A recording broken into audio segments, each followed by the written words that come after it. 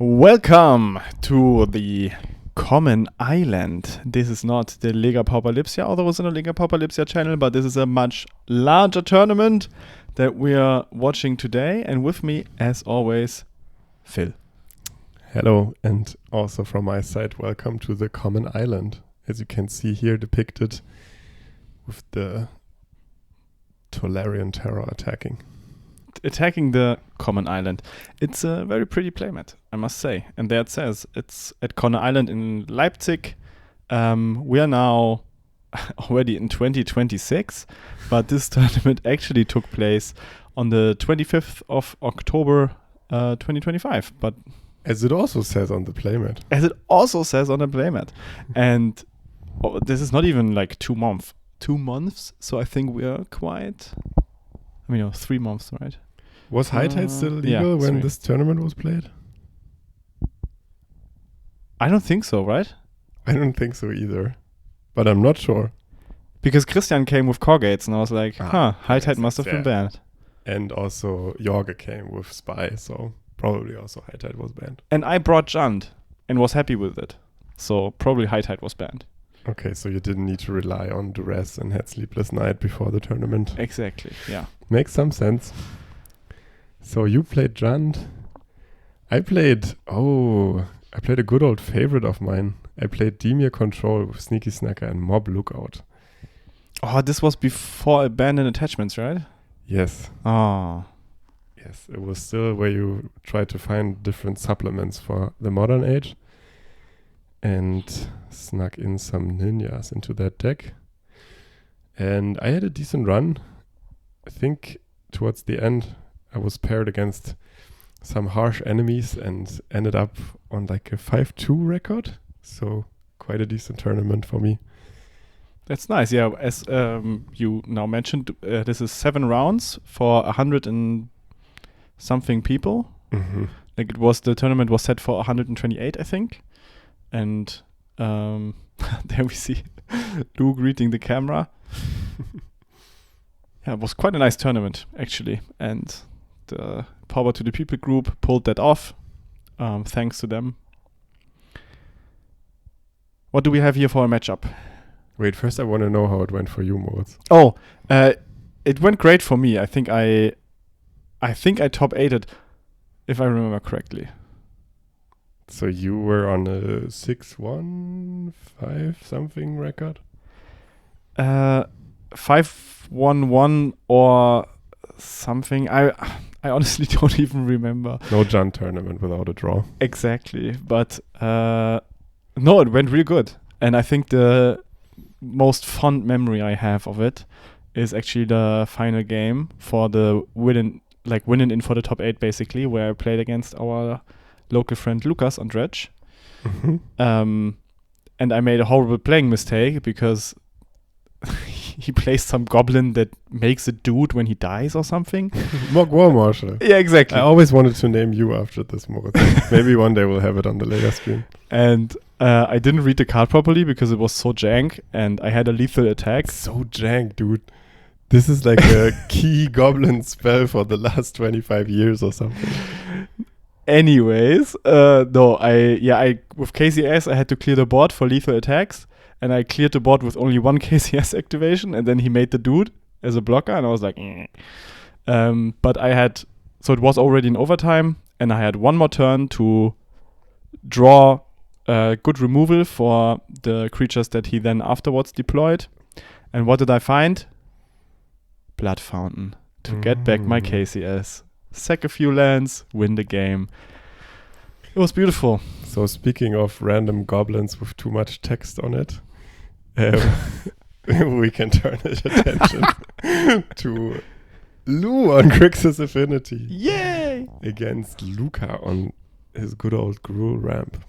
I mean, affinity for artifacts. That's not so many words on a card, right? I mean, the goblin that says sack an artifact to deal 1 damage to each non-flying creature. Damn.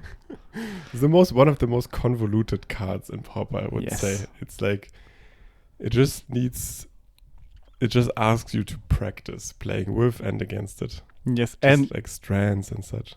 Understanding the stack in a in a deep fashion.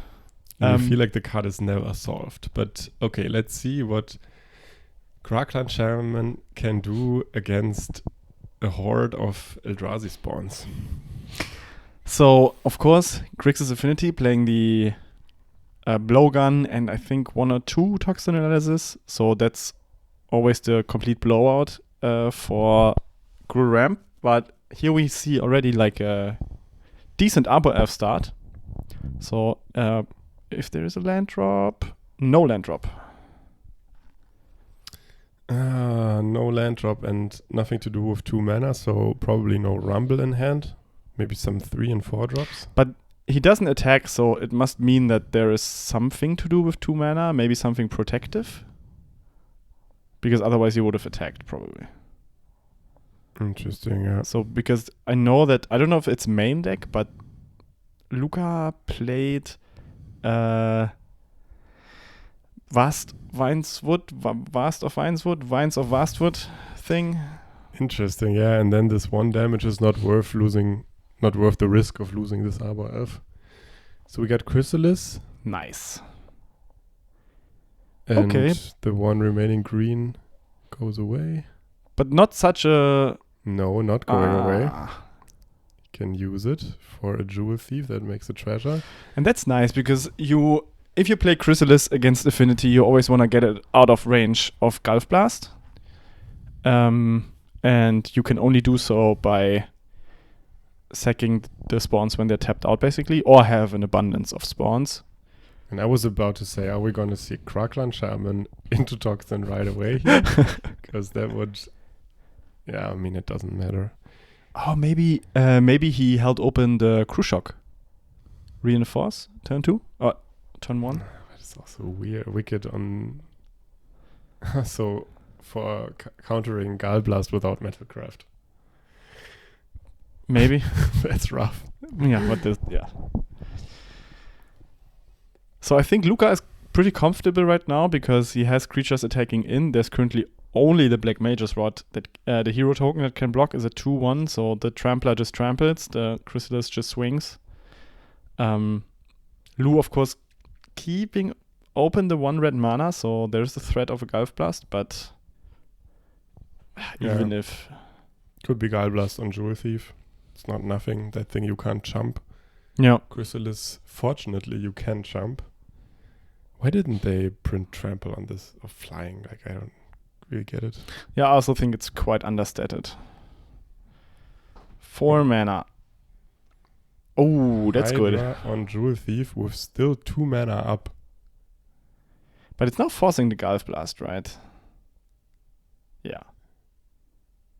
But not giving it to the Chrysalis? Interesting. And why the undercosted Hydra? This is still the 2 mana thing up. I think there's still 2 mana up, but I think... Isn't it ram through on the KCS? On KCS. Oh. That's possible, yeah.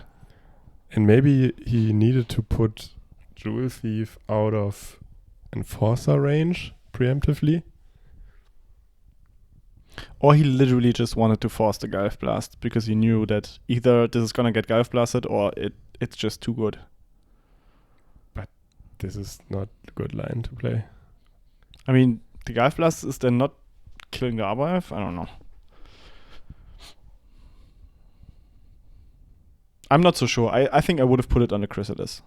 Yeah, sounds... like the only reason I can see is to make the Jewel Thief into an attacker against the Mer Enforcer. Mm-hmm. As it now also happened. And do we see... Yeah, we see the KCS. Okay. And so now the question, is Luca bluffing these 2 mana or is there something else? Because if Lu was to sack... Lu could almost sack 5... No, he can't really sack 5 artifacts here. Not really, no. I think 3, including the Rod, are free, right? Like Spellbomb, Rod is definitely free. Mm-hmm. Yeah, you don't really get... But you can sack the Mer Enforcer because that's dead anyways if you go up to 5. So that one's free as well. And what does one more land do, right? Yeah, so I think you could Ooh. wipe the board. Ooh, he's not cracking, not the spell bomb because it being sack fodder is more important than... Oh, that's good. And interestingly, Luca cannot attack into Enforcer and the hero token? Yeah, because if the Enforcer blocks, then KCS 3 activations clears the board. So I think Luca anticipates, like, if I get any damage on my creature, it just enables an easier KCS, basically. But why do you play into this board then? To grow the Chrysalis? Hmm. I mean, that does work. It grows the Chrysalis by 2 spawns even, if it's just on Krug activations. It's just so interesting that Lu decided to not clear anything because there are also 2 Arbor Elves, and like there's not so much mana in the Gruul ramp side. If there's now suddenly, I don't know, if a large Hydra comes down, that's, I think, problematic. Like, imagine putting a large Hydra on the Chrysalis right now. You would have to wipe the board to get rid of the Chrysalis, and then there's still the large Hydra. I don't know. But I think Lu has figured out that if Luca has a Hydra, he would have played it. So it's really only around the top decked Hydra. Mm-hmm. And even then, it's 7, 8 mana with the treasure. It's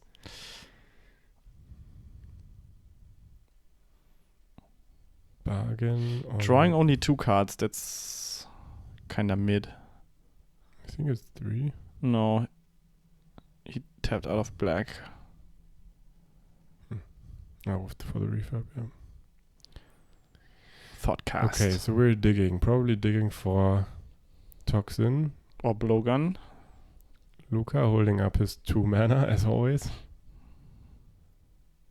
Ooh.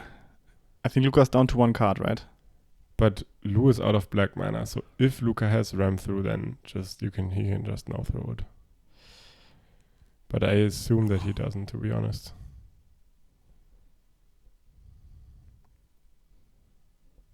Or Crew Shock?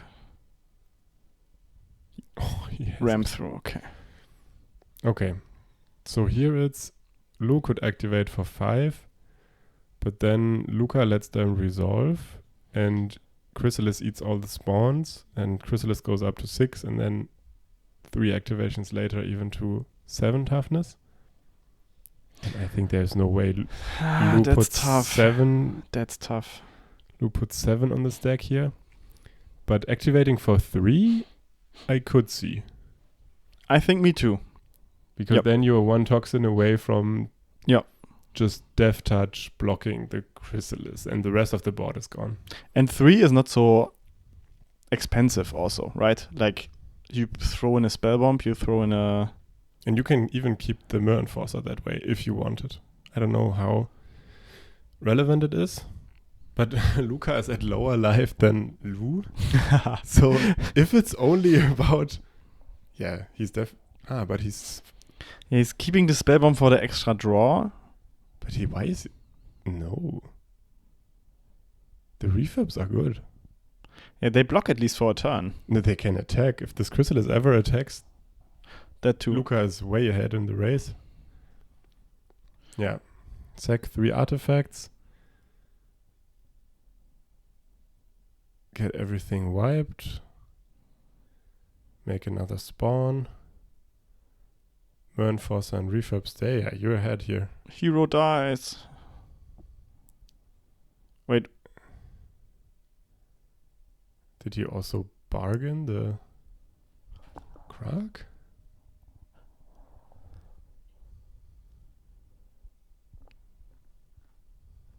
Yeah, and you can just see the power of the freaking red.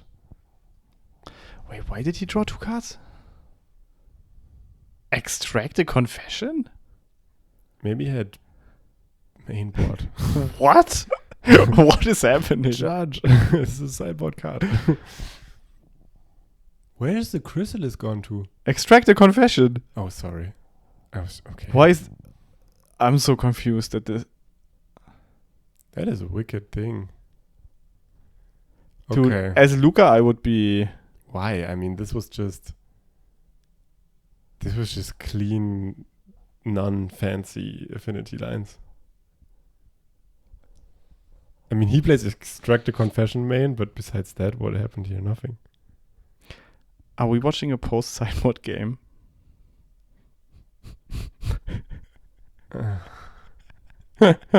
No. We are heroes. Yeah, maybe. Wait. They're showing each other the sideboards, yeah. Damn. Okay. How do we handle this? Wow, that's a first. And that's only because the technical setup is very differently than usual. Okay, but that means this is either game 2 or game 3. Yes, we still don't know yet. We still don't know. What we do know is that Lu wins the matchup, apparently. Yes. With an Extract a Confession that is a sideboard card. Damn. 2 even. 2 even. Wow, what are we setting up for? Blue Terror? Yeah, that's very unusual, Organs? right? For Affinity. Yeah. Where are the slots coming from? I mean, especially in Affinity, you got Krag and Toxin for exactly those use cases, right? Yeah. Where's that for you don't want to Do we know target. also? Do we know do the other matches too? Which others? The previous one, the games. Yeah, of course. Because But we the also intro remains. Yeah, we also did the whole intro and stuff. Yeah, But they I mean, just sat down, no? Maybe they had a deck check or something. I have no idea. But I don't know. Let's just jump to the other games and see what's there. Okay, so I think I will cut this the way that this is now the real end. I will do the intro, then do a cut to us doing the first game. Then Yeah, sure, you do that. Okay, if you so- want to. No, but you have to keep this in the episode. see you in game 1. Game on, yes. Okay, Phil. Confusion has been solved. We have just seen game 3 of Luca versus Lu. Because And we were both utterly confused Yeah. why we're only seeing game 3. But here's what happened. yeah, the explanation is that the game that we're now watching is the real match 4 on table 1. And the other match that we have seen was just Felix, who did the production on the day, pulling the people to the table 1 to get their last game streamed, because otherwise there would be downtime for the stream. And the reason for that is probably because this match, the real feature match, went really quick. And let's find out why that is. Because we have Caw Gates already on the play with a tapped land against an Epicure start. That's a good start. So we have Marcel on Red Rally and Max on Caw Gates. It's Mats, by the way. I'm sorry. I gave you the wrong name. Yes, so we have I'm sorry, we have Mats. a really interesting match, I think, because Caw Gates has a lot of tools, namely all the life linkers plus Basilisk Gate, and maybe even some protection against lightning bolts. And that is like let's say a turn 5 scenario from which on, if it works, kind of locks the game. And we have Rally Red, who just tries to speed walk through winning before that happens. And here we see, I mean, Red Rally start cannot get better, I think. So that's Epicure turn 1, so makes the damage. Then Burning Tree, Rally of the Hornberg, that's 5 damage in a single combat, turn 2. Oh, we got Journey. We But Tapland Journey. Yeah, of course, Tapland. But okay. I So- mean, it's what you have to do in the early turns. You just need to survive. And I think Journey is even almost... Yeah, I mean, playing Outlaw Medic is better. But Oh, yeah. besides that, I think Journey is almost optimal. But still, 14 life, 3 attackers. Mm-hmm. And I think if I've read the hand of Marcel correctly, there is a Goblin Bush Whackerino in hand that he decides apparently not to deploy. So waiting for even a bigger of a bang. So there's probably another Burning Tree coming down. And with the rest mana, he's going to... Lightning Bolt. Or he wants to keep the Bolt for a... Medic or something. Oh, we're just throwing the Cinti for a land drop. That's odd. Yeah, probably keeping the Bolt, which is kind of more clean. Just keeping the Bolt for Outlaw Medic, I assume, or a cat. Another Journey. Okay, and with a land drop, he would have been able to Burning Tree plus Bushwhacker here last turn, which didn't happen, but now we see it. Yeah, I think it's a time. So this is 8 damage. Ridiculous, yeah. There is not even with strands in hand. You can wiggle, but... There's at least a cat, but we know that there is a Lightning Bolt already in hand, so you really need a counter spell to survive here. You have to bluff Prismatic Strands, and Weenie has to play around it. But he even has 2 bolts, no? A rally. Okay, yeah. He Okay, we're not even going to the Mats just says, hey, come on. bluffing the strands. I mean, of course he knew that Weenie would full swing into his cat, and yeah, even with strands on the stack, you kill with Lightning Bolt. Yeah, it's just nothing to do. And also rally being white creatures like the soldiers, that's also sometimes weird against Prismatic. That's a tough tech. Okay. Sideboarding here. Probably a bunch of blue blasts for the Caw Gates side. Mm-hmm. What I mean, you have played Caw Gates, so what else is there? I mean, we discussed this when we last saw Caw Gates versus Red on stream. Is the breath weapon? Some play it, some don't. No, there was the relic discussion, you remember? Yeah, but that was another deck, right? No. It was not a rally. It was not Red Rally. Okay, fair.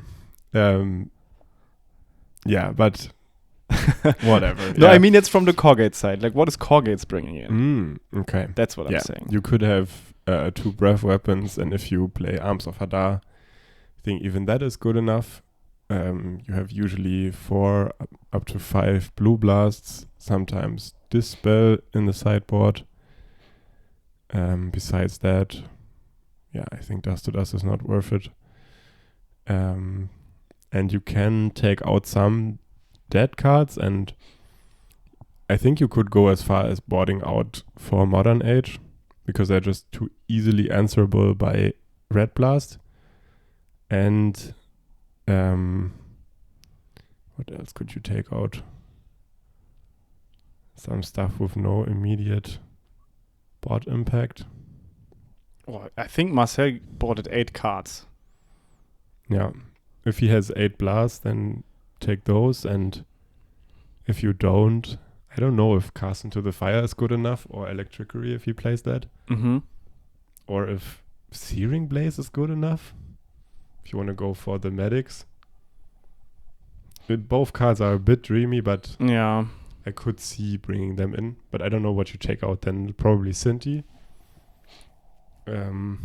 But Lightning Bolts, or like interaction in general, is super important, because you can actually survive some lifelink and gate scenarios if you have interaction, and that just buys you time.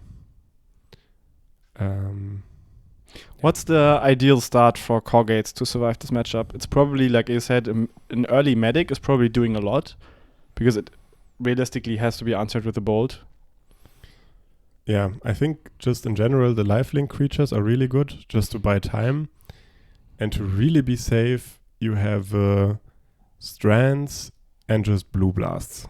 Mm-hmm. Because your lifelinkers are good, but if they get answered by bolt, it can kind of fizzle. Mm-hmm. But if you can protect your stuff, you're really always winning with it, I would say. We already see a mulligan from Mats here. I think he was stuck on like one land and something. Marcel keeps a healthy 7. Red player keeping 7. That's a scary sign. That's I always think in these like nut decks that have the nut draws and such. If they keep 7, that's always like asking for trouble. Because they could get screwed on lands, they can get screwed on threats. Ooh, that's also a bad hand. It had only Basilisk Gates as lands. Okay, Caw Gates is one of the decks that mulligans really well.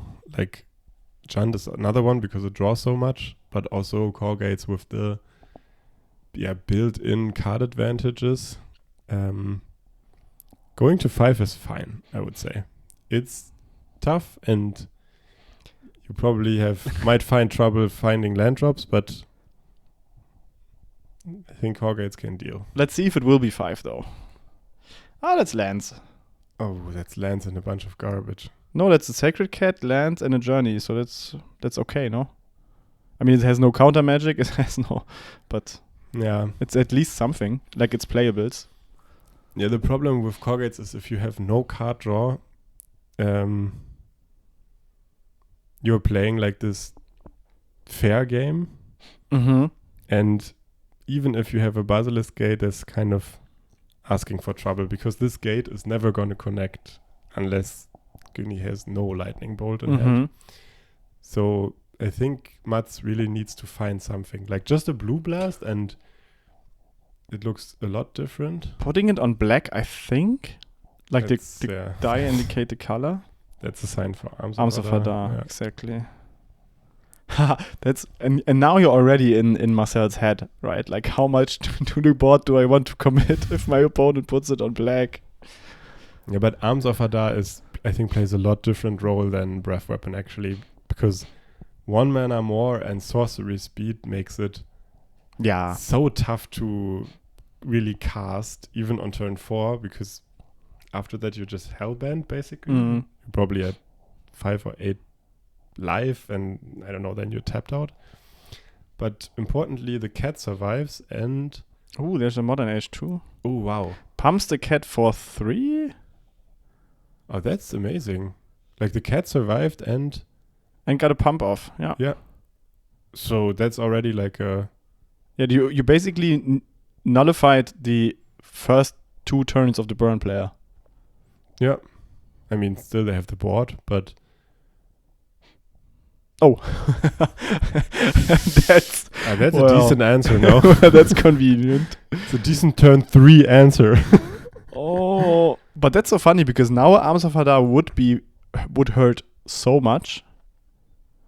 Yeah, but here now comes the embalmed cat without protection, and... But you can't, realistically, you can't wait a turn, right? You have to do it. No, you can't, but that's what I said in the beginning. What is shaky about the hand is... you're... No protection. You got nothing to fight with. You just lay down and pray. Oh my god, I see the hand of Weenie. Oh my god. I thought one of them was a lightning bolt, but this is illegal. 6, 5, 8 damage added to the board. No, 12 damage added to the board. With 4 mana. Dude, Mats, I'm so sorry. Okay. Well. Wow. Now we see why we got game 3 of Luca and Lou. So you see why you play still Red Rally, no? Like, Bushwhacker is a legit card, even with Kuldota gone. Oh my god, that was disgusting. Phew. That turn was crazy. And so funny, even if Mats would have found the Arms of Hadar, that turn would have still been crazy. Yeah, he would have not been dead, but back to 4 life. Yeah. Okay. Yeah, you sit down with your Gates deck. You're on the play 2 times. You have decent, not terrible hands for sure. And you just look at the Bushwhacker like 3 times in 2 games or something. We've been calling it like, Red Rally player keeps a 7. Yep. That was indeed a 7. And they were stuck on 2 for one turn. And so they bought it in Relic.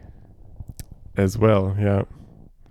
So they put out the Burning Trees, Fire Blast, and 3 Synthesizers. Put in like 3 blasts, 2... No, more blasts. Yeah, like 5 blasts or something. Thank you so much, Marcel. 6... they brought in the cast into fire. And the end of festivities. Well, they brought in a bunch of cards. Yeah, I don't know if I agree with boarding out Burning Tree for Relic. I'm not so sure if this is just the entire sideboard and not just the boarded cards. Yeah, but we saw in the beginning what he put aside from the deck, so I think that's what he boarded in. And there was 4 blasts, 2 end of festivities of 3 and 2 relics. Yeah, that was a quick one.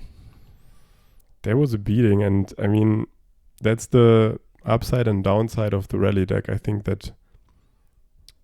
you have I don't know if Red Madness has more explosive games than this. It's hard to believe, actually, with Tomb Raider, Gallblast, Bushwhacker all in one deck. Even Burning Tree Emissary is like a serious threat if it lines up with the other cards. And yeah, you play 2 cats against it and try to make some land drops, but that stuff is gone quickly. And that was the true match 4 on table 1 that we have seen. And there will be 3 more matches now. Yes, looking forward. Yes. See you then. Welcome to round 5, where we have Mark on Affinity versus Milan on Blue Fae. Both of them still undefeated on 4-0. What do you make of this matchup, Moritz? I hope Steel Sabotages are in Milan's deck. We unfortunately do not have the deck lists on us right now. But yeah, I think Milan is a Fae beast. And so is Mark a Affinity beast. That's true. Do you think anyone is favored here? I was thinking about it shortly, and the thing is, I have never either played Blue Fae, any serious attempts, nor Affinity. So I could guess from the Jund versus Fae perspective, but you don't have Reachers. That doesn't stop you to have opinions, though, right? I don't know, but no, it's tough. Usually I would think the Icar Wellspring deck is in favor against any blue deck, but if the game revolves all around tempo and you only have refurb to block the phase, they're already going at it. I mean, they're playing real fast right now, and to my thank you, Mark. I was just about to announce that the live total is not correct, but now they're catching on to it. And the Fae did have good ninja start from Milan, and on the Grixis Affinity side, only Black Mage's Rod. That's not really doing much. And Mark has the setup that is really good for being a bit aggressive, drawing some cards, but here it's all about board presence. And yeah, getting a hero token snapped is like one of the best clean removal that Blue Fae can have, and we see like double ninjutsu now, plus redeploying the Harrier Strix. That's really tough. Really tough. I think Affinity wishes to untap and play a Chrysalis here. I mean, KCS is fine. It can at least wipe the ninjas, but there's still a flyer on the board. And 6 cards in hand. Yeah, the cards drawn are a little unfortunate, I have to say. So there's a full grip currently for Milan. That's crazy. Are we watching this with enhanced speed? Because they're so fast. I'm wondering this too, actually. Munitions. Okay. That's a card in this matchup for sure. But I don't think so. I think this is a regular speed. You And can they're see that just because playing lightning speed. yes. Another ninja hitting the board. Oh boy. Yeah, and there's no mana for Mark right now to kill anything on Milan's board. That could change. Oh yeah, you mean next turn. Yeah, like right now, but next turn definitely a lot of creatures will probably be removed. Oh, Milan I riding mean, the value train here. Milan has now 4 mana, and I think they spent 10 mana on 1-drop spells already. They did so much stuff already in this game. It's incredible. So many cards drawn, it's crazy. But let's see. I think you can easily sacrifice the rod, and now if you play like just a blood fountain or something, you can kind of wipe the board with this munitions. Yes.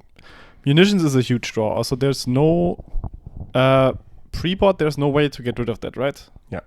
So this will get some mileage. So the only thing that Milan realistically can do is now counter everything that is fodder for the munitions, and while redeploying creatures. In Milan's hand is Snap, Counterspell, Big Ninja, a land. I didn't see everything, but yeah. Let's hope that they slow down a bit.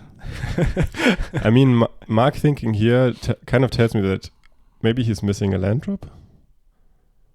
That would also be unfortunate, because I think at some points at least maybe one land has to be sacrificed for the munitions to stop the train. Yeah, plus you need the mana to activate. So like, with munitions online, you definitely need to make the next 3 land drops. And yeah, Mark's playing Thoughtcast? Thoughtcast. Yeah, Thoughtcast here is a concession to that, I think. Yeah. In hand there is another. There are 2 Crocs, yeah. 2 even, okay. But Croc is not even that bad here right now, I think. Yeah. Because the ninjas, they need to deal combat damage, so you can still wipe them away pre-damage, I guess.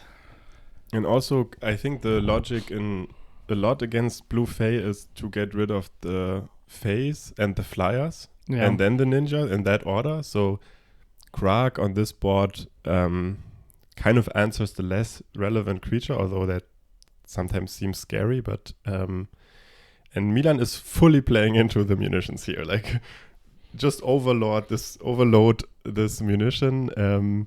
Play even more 1 toughness creatures. Yeah, but they have no choice. So for Milan, the clock is ticking right now, and what is keeping them alive is basically the low resource count on the affinity side. Because as soon as more resources are accumulated, I think you, as Fae, you just lose only because of the munitions. Yeah. So you cannot play around anything anymore. I think the only questions that run through your head right now is, for what will I use my counterspell? And it's probably something like a Wellspring, I think, should be countered here. And I think Milan knows that, so he's keeping his mana open right now. Let's see if he's... Why is the Krark tapped? Harrier Strix. Okay, so it can't block, and... Oh, importantly, Mark decided to not crack the Krark. Yeah. Just for the 1 ninja, probably to prevent more ninjas entering, and it worked. But honestly, maybe it's probably time to shoot the Black Mage's Rod onto a Fae. You had 1 mana open. I think the rod is not saving you anything. Like, if it kills the Pharisee, that's a win for you. Oh, that's right. And you saw that Mark didn't do that? I wasn't paying attention. Yeah, Mark didn't. Like, he had 1 mana open, but he didn't do anything. Wellspring. Ooh, Milan lets it resolve. I think that's a mistake. I mean, in the end, Mark is wasting 2 mana on a card in hand, and the only thing that matters is mana right now? It's basically kill a creature, draw 2 cards. Yeah, I see the upside. It's kill a creature, draw 2 cards. It's crazy. But what is Milan playing around here? Like, what would he counter? An Enforcer or a Refurb? Refurb, probably. There's the blowgun now that gives a reach in the... That resolves as well. Okay, so Enforcer gets... but you could snap Enforcer, no? Yeah. But maybe Milan, in his mind, there's 8 life on the affinity side. maybe he's already counting towards 2-turn lethal in some way. Yeah. And he's thinking that, but I think a ground creature is not, I wouldn't say that problematic. But let's see. 2 mana open, so 2 flyers can for sure be removed. The ground creature is probably not connecting because Krark will block. Which would be fine. Which would be fine. There's also the option for Milan to snap it in the end step so that he has to crack it. I was thinking about that as well, yeah.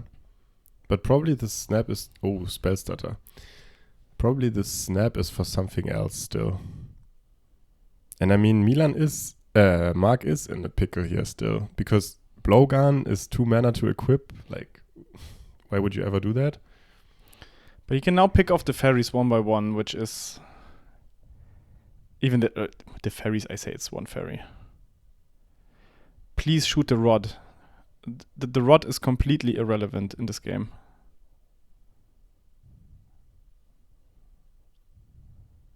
Yeah. Yeah, I would also go for flyer. I mean, Mark has Krark in hand, so like shooting the flyer does the most. Shoot the flyer, block the ninja, I would say. You could also block ninja, shoot the KCS. Like declare as a blocker and then shoot the KCS, but that's not correct, I would say, because then you could ninja swap the target for the munitions. I mean, you could do it before blocks. No, you have to block and then... That's what you mean. Yeah. Yeah, and this is now the window to activate Krark for 2 to get rid of both ground creatures, but then you receive a big ninja.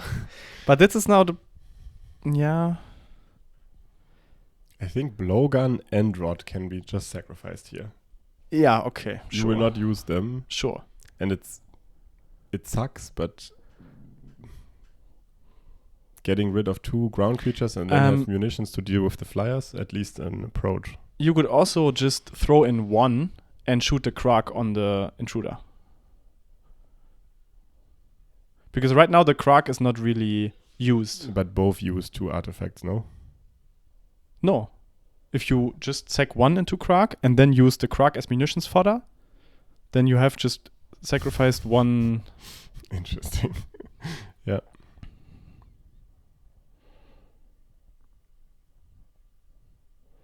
That's interesting, yeah. There's so much stuff happening right now. But Mark has thrown the 2 artifacts into the Krark, right? But why is Milan now bouncing? He's bouncing his own ninja, I think. Oh, wow. And then he lays 1 Krark activation on top. Or munitions activation. So initially Mark put both on the stack, but now they figured it out. That was very confusing. He only uses 1. That was very confusing. And why did the Brian Borrow survive then? It's beyond confusing now. Okay, whatever. Wait, should I go back 5 seconds to the state, or do we just say... I don't know, maybe... They figured it out. Yeah, something happened. I think something they're happened both for grown sure. ups. They can figure out their board states. Yeah, how did the intruder not die? I think can only be if munitions was used to throw the artifacts and not Krark. Which I don't know if it makes sense, but this is the only explanation. I say so now. Believe me. Okay. So Mark at 5, 2 cards in hand. One of them is Krark. 3 mana up. For munitions, yeah. Refurb gets tapped. Milan has 4 damage.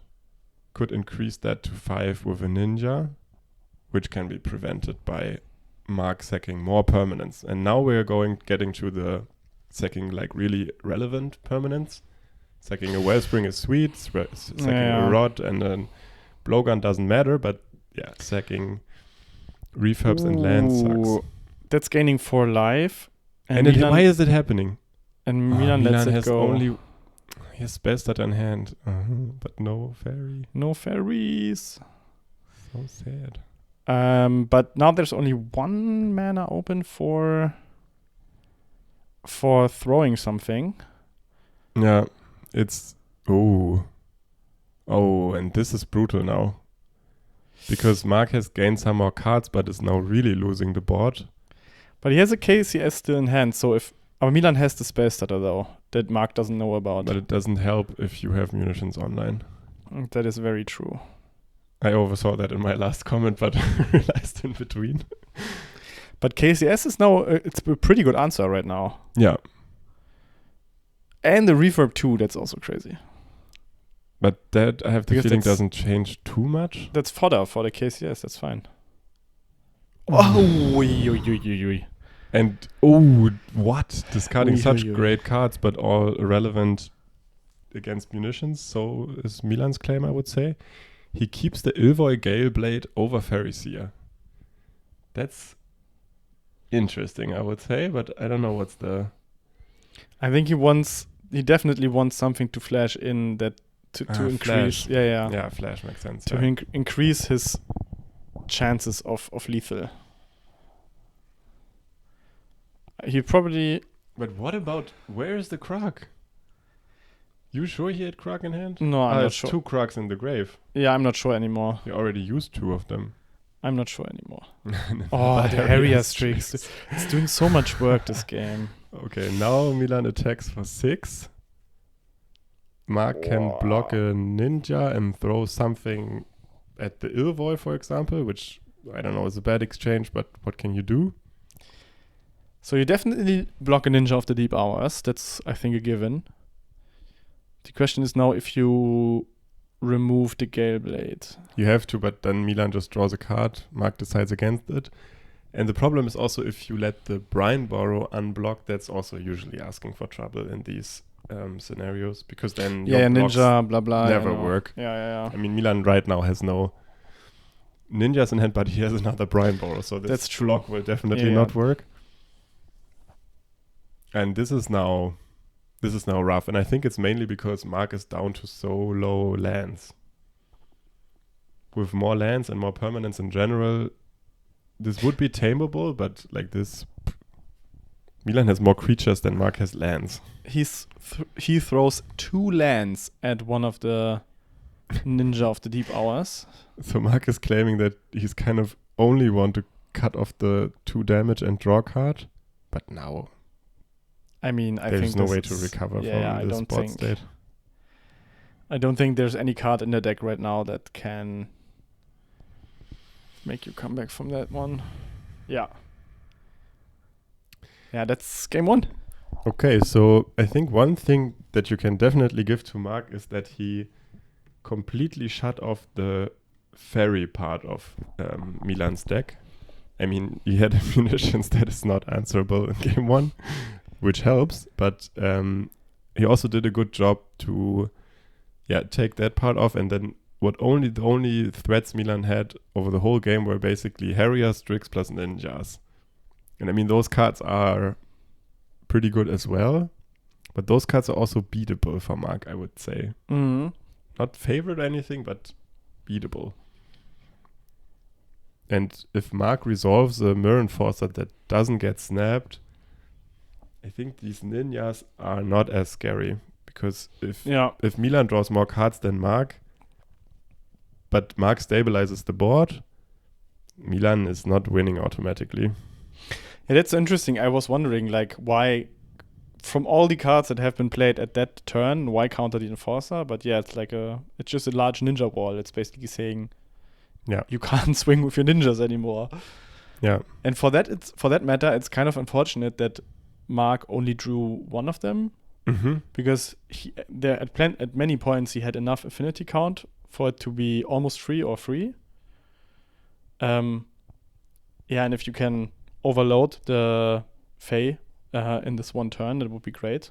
I mean, to be fair, he drew like 3 refurbs, which is also quite good. But late refurbs. If he had those in the first 5 turns, I think this game would have looked a lot different. Milan had a great start, and the Black Mage's Rod turn 2 into turn 3, not really anything, probably was just too slow. Yeah, too little board impact. Yeah. And but But still impressive that Milan beat the munitions. And I mean, yes. sideboarding looks crazy. Milan, I think, takes in like 8 cards, all blue blasts and artifact counters like Sabotage and Null. But I think Mark's deck gets even better because he has red blasts, probably breath weapon or something, and he can take out all the bad cards. Like Mark has some cards in this deck that are so bad against Fae that it's really good to take them out. Yeah. And Milan, of course, gets the... I would suspect there are plenty of 1 mana counter target artifact. Yeah. Which is also, of course, always good to see. But yeah, I also think that probably Affinity board's a little more favored. Yeah. Because like the blowgun that Mark played in game 1, I mean, in a really cool scenario, okay, you get reach to your creatures, but I don't know, it could be good, but you need a lot of mana, and getting blowgun and munitions running at the same time, even the comparison, I mean, munitions really wins and blowgun is a tool maybe. Yeah. I think you bought that out. Probably. Not quick enough. But yeah, like as you said, a good refurb start backed up with some Mirror Enforcer and some red blasts, and then I don't know, threatening munitions. Even honestly killing the turn 1 fairy. Yeah. Like just have a Gulf Blast or something, you know? Like that often slows Fae down this one turn that you often need to stabilize a little bit. And I wonder about Spellstutter, because if Spellstutter gets rolling, it's usually a monster, but it's also a tough task here, because I always hate that Affinity not only gets to play 1 mana and 0 mana creatures, but they also have a mana tag of whatever. Spellstutter cannot ever count refurb and Mirror Enforcer is what I'm trying to say. Yes, and that is true. Okay, and we see the first Fae countered. Milan follows it up by a second one. But that's exactly the start that Mark needs, right? Slowing down the tempo. If a refurb comes down, that would be, I think, a really good start of the game. Let's see.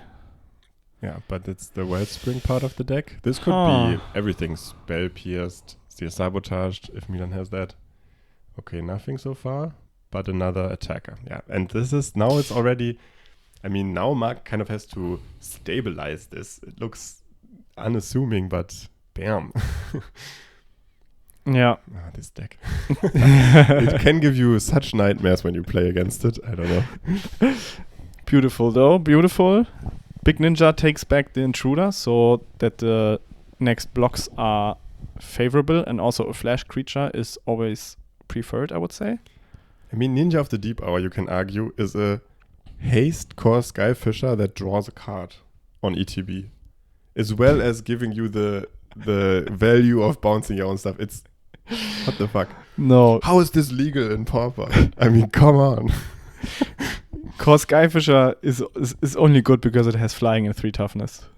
And it can bounce really crazy non-creature stuff.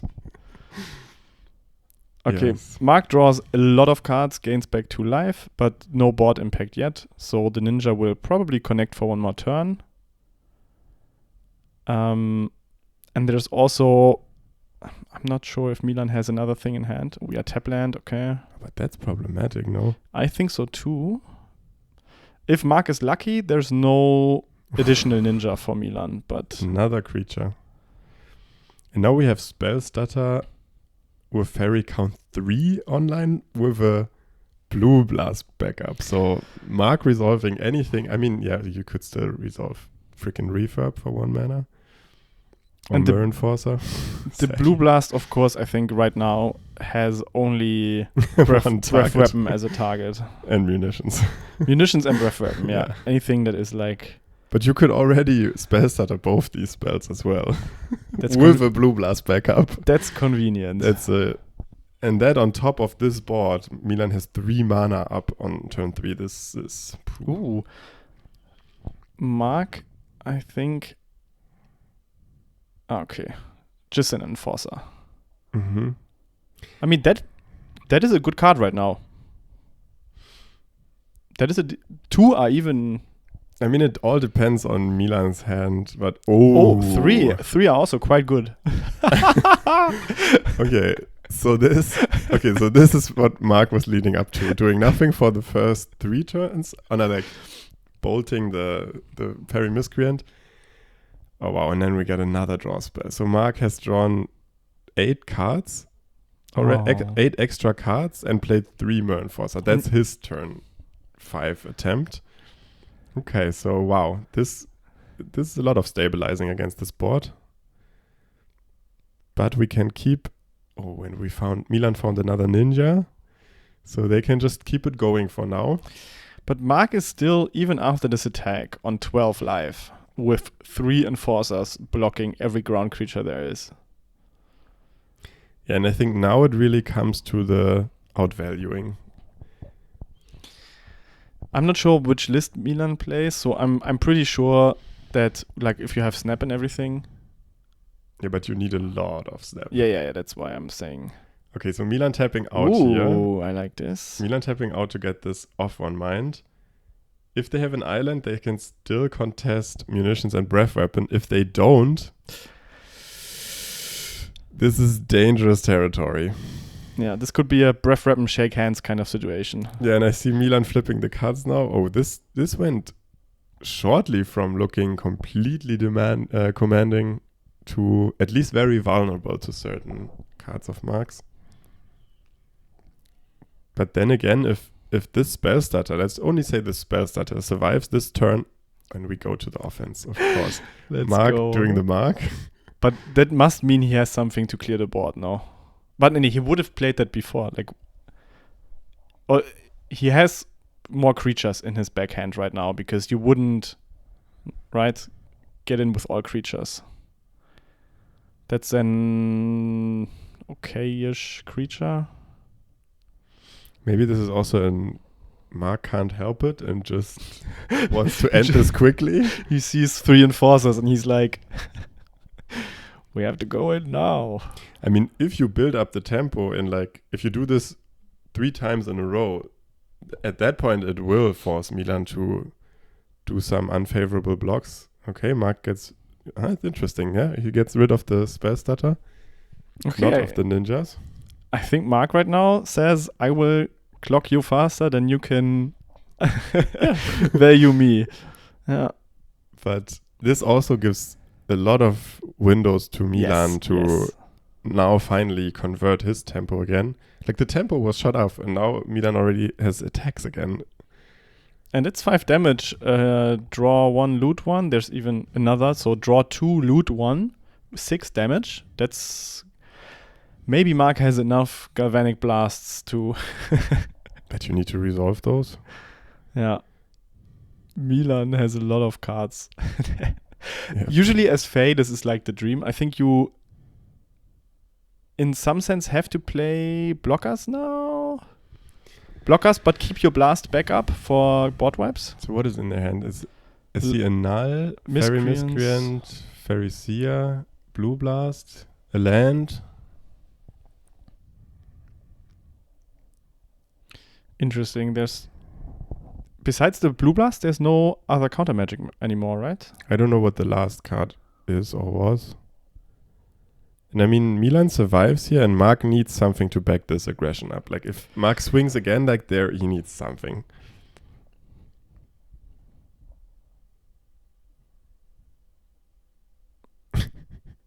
Let's draw 2.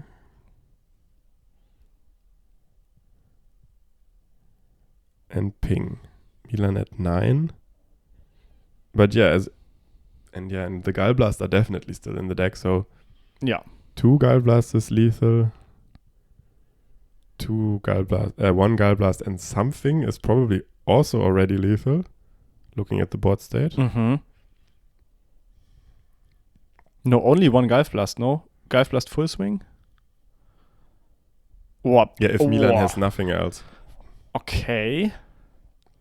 And this is like Pyro also on a creature. Yeah, this is also testing. Yeah, exactly, for interaction. I mean, they're fighting about a Harrier Strix on blocks here. And this is not yet lethal. But Mark has 3 mana to do currently 2 damage. Okay. So Yep, jump. goes down to Milan goes 2. to He 2. just needs to cast 2 spells. 2 non-creature spells need to be cast. That's not much. And yeah, not even resolve, yeah. Yeah, exactly. He has a Gulf Plus in hand. I see that.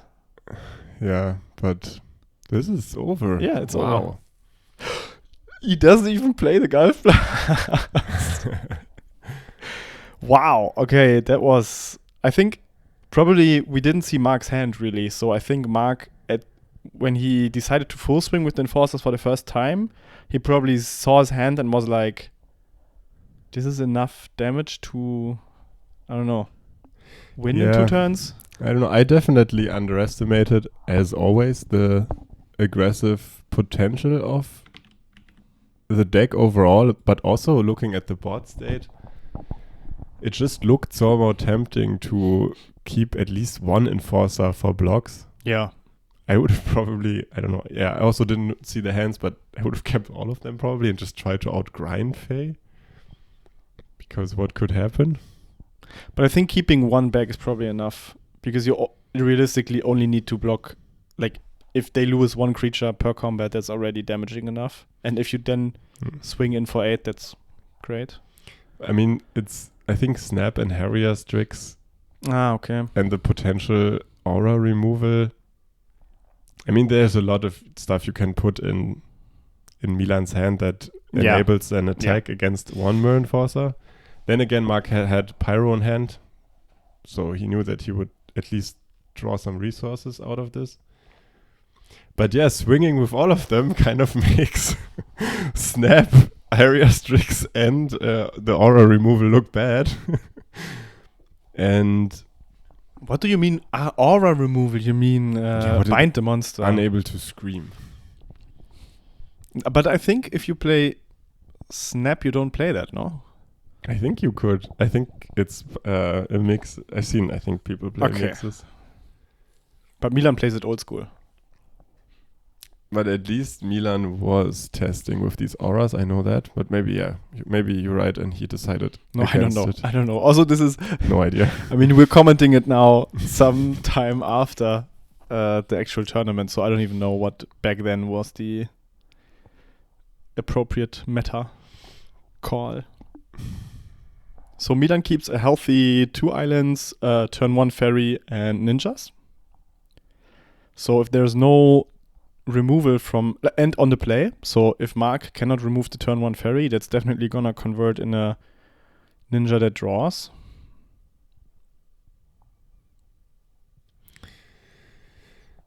And yeah, I'm still astonished of that Mark could in the last game do 4 turns or at least 3 turns of nothing. Like just draw cards against a decent start of Milan's and then come back like this.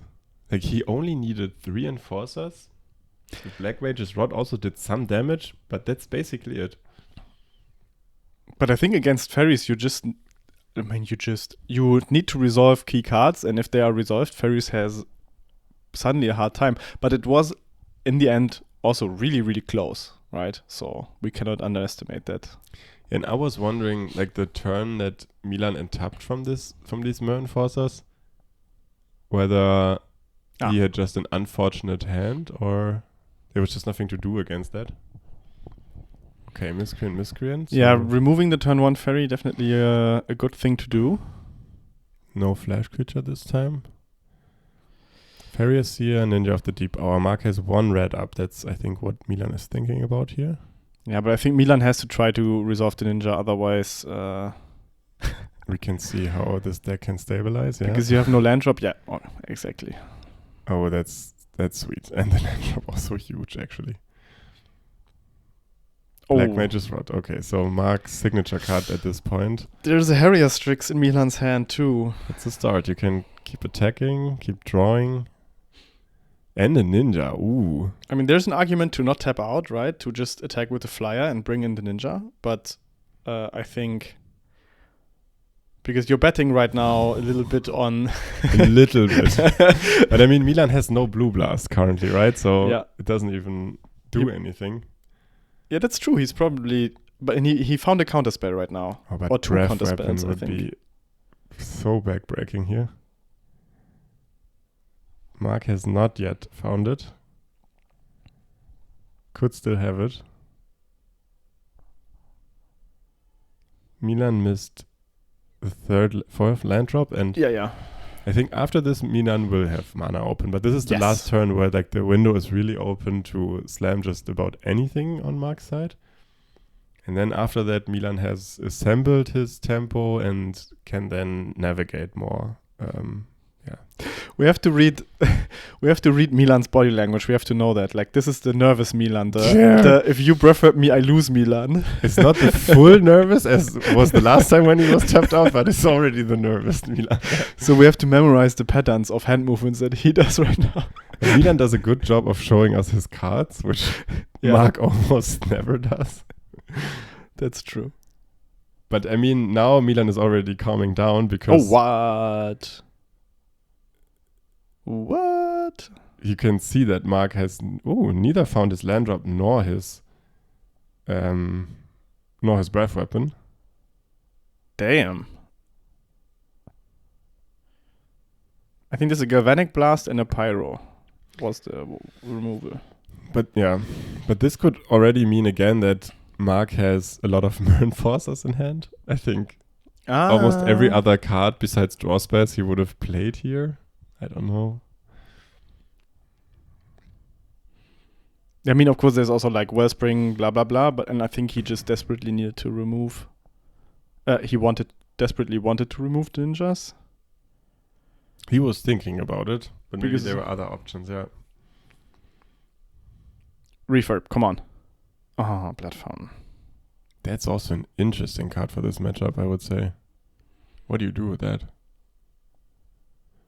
Enable Affinity? Probably. Maybe you need one of them in the deck or two just to, do this. Okay. Counterspell. Okay, and it resolves. But Mark could play more Enforcer here. I don't know how many cards in hand of Mark right now. I just know that Milan is very well equipped right now still. But I mean, it's also kind of... It could be telling for Milan that Mark now has neither more Enforcers nor like cards like Breath Weapon or Munitions. I mean, Breath Weapon would have not been the window, but Munitions for sure. Damn, and no Pyroblast and everything. So I think Milan is, Brimeboro. So that's still connecting for 1, but no Ninja. But he keeps open his Counterspell and Flash Creature mana. And Milan has now again this scary tempo, which like every game I thought it would convert. But both games so far, Mark has shown the ability of his deck and his playstyle to stabilize these kind of situations. Because to me, this looks just completely winning for Milan. Wellspring. But Wellspring has no impact right now, and I think Mark needs impact now. Yeah, and I think Milan will only counter board impact. Ooh, that's good. That might draw a counterspell. Right? Yeah, I think so. I mean, you don't want to counter this with your only remaining counterspell in hand.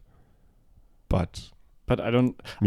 I think Milan thinks about it because he has also Harrier Strix in hand. Oh yeah, that could help, yeah. So... Just play a few more creatures, then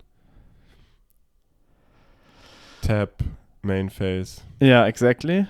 Could have been an argument, actually, to keep counterspell against Breath Weapon and Munitions. For the backbreaking spells. Yeah. For the game-ending spells.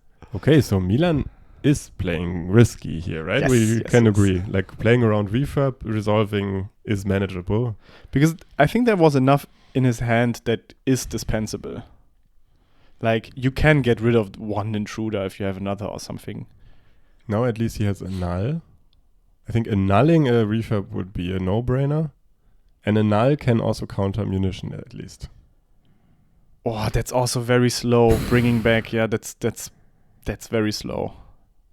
I would be playing Dimir Fae here. This would be the most scary play, but when you play mono blue Fey, this is the good sign. It's Yeah, a I think very Milan good is sign. happy about this, also with the annul in hand, and he knows exactly what's coming, basically.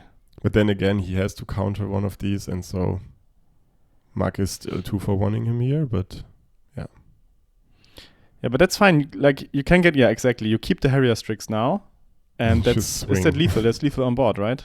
what? Yeah, he's at 6. Yeah. Milan even. Yeah. Wow. Yeah, damn. Okay.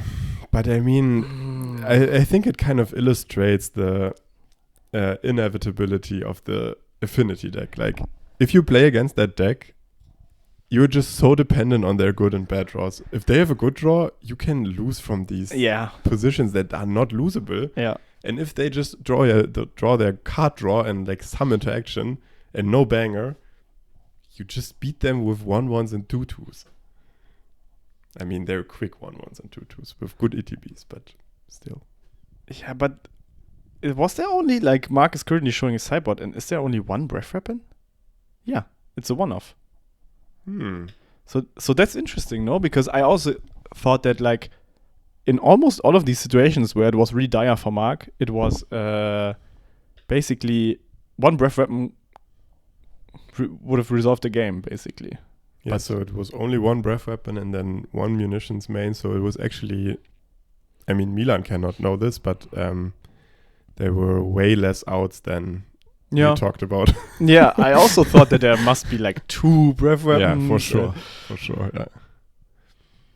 But I mean, it depends on what is meta and what your net deck, and also what is your own meta call. And maybe Mark came to the conclusion that preference also. Preference, yeah. Yeah, True. if you don't like the breath weapon, or you only have one. Oh yeah.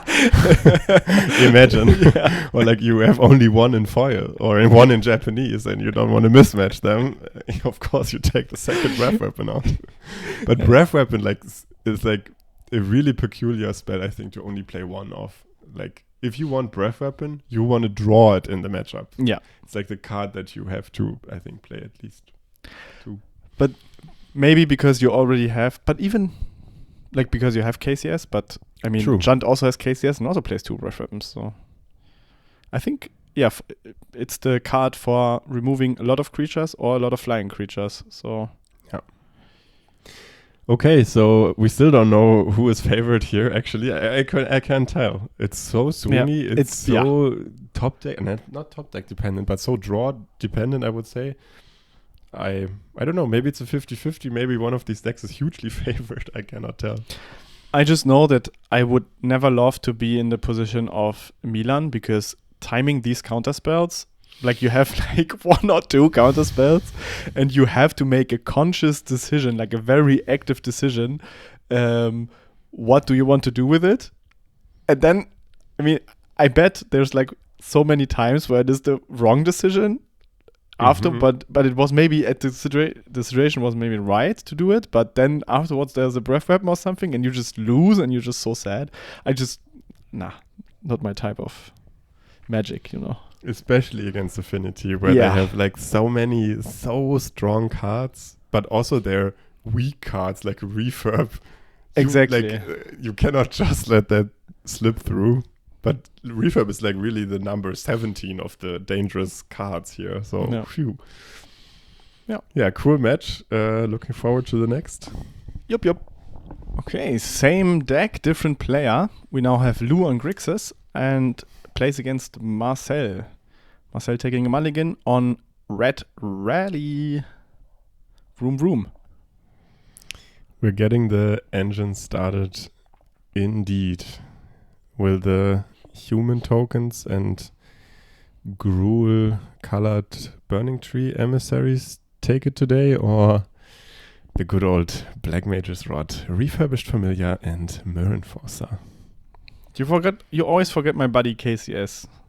KCS, yes. No, I was thinking next about Eco Wellspring, Fanatical Offering, Thoughtcast, Blood Fountain, all the value stuff. But sure, yeah, you can wipe the board. The deck would be nothing without its removal. Yes, of course. I mean, Red Rally, very fast, very explosive. Grixis, very very everything. Yeah. A little bit this, a little bit that. Okay. I think so. Gunny keeps the hand now. I think there's a good hand. I think it's a good hand. It's a pretty good hand, but is it 2-5 or 2-6? We will see. 2-6 because there's a die that indicates 6. And also, I wonder now. I think now we can compare play styles because for the first time ever, I think we have a non-mark Affinity pilot. Oh, true. Yeah. I don't know if it's 100% sure, including all the Legas, but yeah, at least here now back to back, we can see if Lou is also into the fiercest of aggro lines in the face of all the aggro of the opponent, or whether Lou is actually gonna just grind it out and win with Reckoner's bargains and stuff. Okay, we got a monkey start. Good start. Decent start. Nothing you can do against that. It's not a Tomb Raider, but what can you do? But it's also not a furnace. So it's actually better than a Tomb Raider. In this situation, yes. Okay. Followed up with by a rally. Uncontested rally at the Hornburg. I will forever misread this as Ren's Resolve. I don't know why. And I've seen in the starting hand, I think Marcel has a bushwhacker, so that's what he's probably setting up for. Oh, yes. He's like, hey Lou, can you contest this? Can you contest this board right now? Please do it. Blood Fountain is good KCS fodder always, so maybe. Oh yes. Oh, the baby. Perfect answer. Unbelievable. Lou keeps the Krug in play, of course, to prevent any, namely bushwhacker, but also more haster attack. And even like as Lou, you can even let this go. You can just take 3. And he does. Yeah, because why bother? Like it's. Of course, it's now soft to removal, quote unquote. Like you can remove the KCS with the bolt, and then you force the activation afterwards. But even then, it's net 0 because it would have been probably at least 3 damage dealt to the KCS instead of you.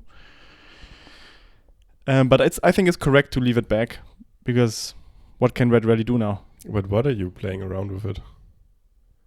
What do you mean? It's like, what are you preventing when you take these 3 damage? You're just stalling the Red Rally player completely. Oh wow, discarding bushwhacker. Yeah, I mean, yeah, it's. I mean, Okay, I don't want to say this is over because like he's on 13 life, so that's still not out of the way. But I mean, I'm not saying that the line was wrong. I just wanted you to answer the question. Like, if you just wipe this board on the attack, you stay at 16, and next turn you got an enforcer. So what are you playing around? I mean, of course, it's an extra card. First of all, the monkey, but it's the 3 damage. I think you don't really have to care about because you're essentially completely blocking the board for Red Rally. Like Red Rally cannot play anything to the board right now. Okay, yeah. And so in Marcel's hand, there are probably now 2 dead cards. At least. Yeah, and I mean, he showed it by discarding a bushwhacker already. Yeah. Okay, so taking these 3 damage to prevent Gunny from ever escalating the board, let's say. It's so beautiful. In response, he bolts the percussionist, so there's no metalcraft. It's beautiful. Because the Galvanic Blast has to be played this turn. So as Gunny, probably I would. It's not even easy to say, but as long as the KCS lives, you cannot play to the board. Yeah, keep talking us through this because this board set is beyond my comprehension. Pretty sure. Oh, he wipes before the monkey hits. That's also. Yeah. So there's now no Metalcraft, no card drawn from the monkey, but at least the KCS is gone. But maybe Lou. Why is the monkey not dead? It was in response to the cast. So he has now 2 damage that he can point to the face. But he always had... Yeah, he played another one. Yes. Okay. From hand. Yes, I think so. Okay. So one of Lou's best draws is probably... I mean, of course, keep making land drops because you can buy back your KCS. But yeah, something that gains life. So Reckoner's Bargain would also be great at some point, but you can also... I think now you just have to orient yourself towards value.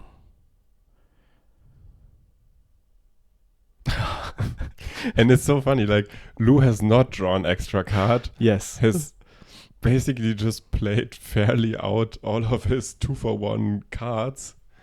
And has just 2 cards in hand, but the game is all locked. But that's like, as a Red Rally player, I would be so sad. But I would have to accept that this is a phenomenal start. Like, this is just a very, very good hand from Affinity, right? Yeah. And now you keep drawing creatures, and it's like, eh. I mean, what you can do just to like sculpt outs is to just force the KCS with removal, which Gunny I think has no access to right now. But then you still have the problem of facing an Enforcer and a Refurb, and you need like to play at least 3 spells to somewhat aggro that. Or you could try to go for the life. Exactly. I think also maybe that's your best out right now instead of forcefully trying stuff on the board. I mean, 11 life is not nothing, right? But I think it's manageable with the right amount of draws. But it's so sick. Gunny is still playing to the board to just get rid of the Krag. Yeah. This is... Keeping back the Tomb Raider, nice. The hell like, there is so much going on that I don't understand, honestly. Like, again, I don't know the matchup, so I'm not familiar with what's really the focus here, but like, you keep this back on blocks. Why? To force him to activate for 2? He does not care, right? I think because then he could block with the Enforcer and wipe for 1 and wipe the entire board. And instead now he gets to keep his Tomb Raider and gets rid of the KCS. But if Lou wants, he can always sack 2 artifacts. But that's resources. That's gone. I think it makes sense.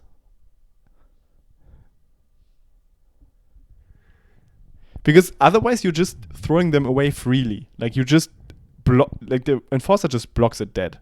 Period. Ah, okay, get it. Yeah, I didn't see that. Yeah, get blocked. Yeah. And now you just basically get for free. Keep your Goblin Tomb Raider while the KCS is gone. But then there's also an argument for just not activating the KCS, right? Then in the same logic, yeah, Lou could have taken 2 here and just blocked. But maybe Lou is kind of like taking 2, going down to 9. That's like 3 bolts. Maybe that's too risky. So like asking the question, is there a way I lose here? So playing Burning Tree? With the mana of Burning Tree playing That's actually decent. That's actually decent draws, I would say. Yeah, so here... Okay, yeah. Because now you can... Yeah, this is a situation where keeping the Krag, obviously would have looked a bit better. Because then you can activate it now. I mean, Gunny would have not played into the board like this, but whatever. Okay, so that's now interesting because Gunny is wondering, like Marcel is wondering, am I dead next turn? If I swing. So you get hit by 8 and then you're dead to Gale Blast. Because the Gale Blast right now is 5 damage with the hero token. But you cannot attack with Burning Tree anyways. Yeah, I mean, 1 card has to stay back. Okay, so removing the blocker. And the ping.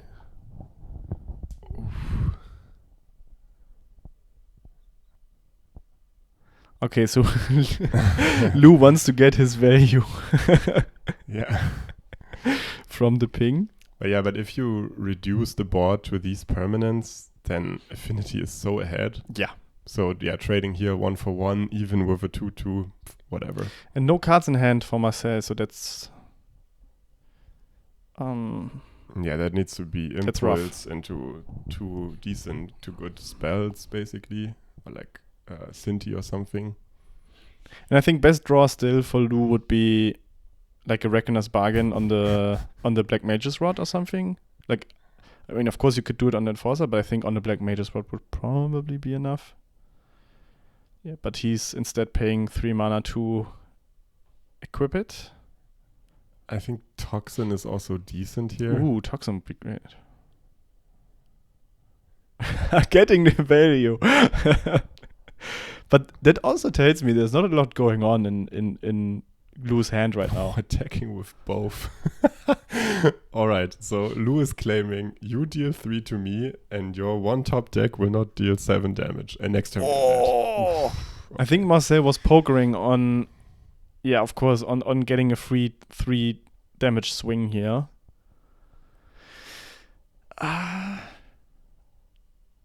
I mean, Gunny was not pokering on anything. He can't poker on anything. I mean, he could have blocked with the Percussionist, the Enforcer. Ah, that's what you mean. Okay, yeah. Oh, no, he...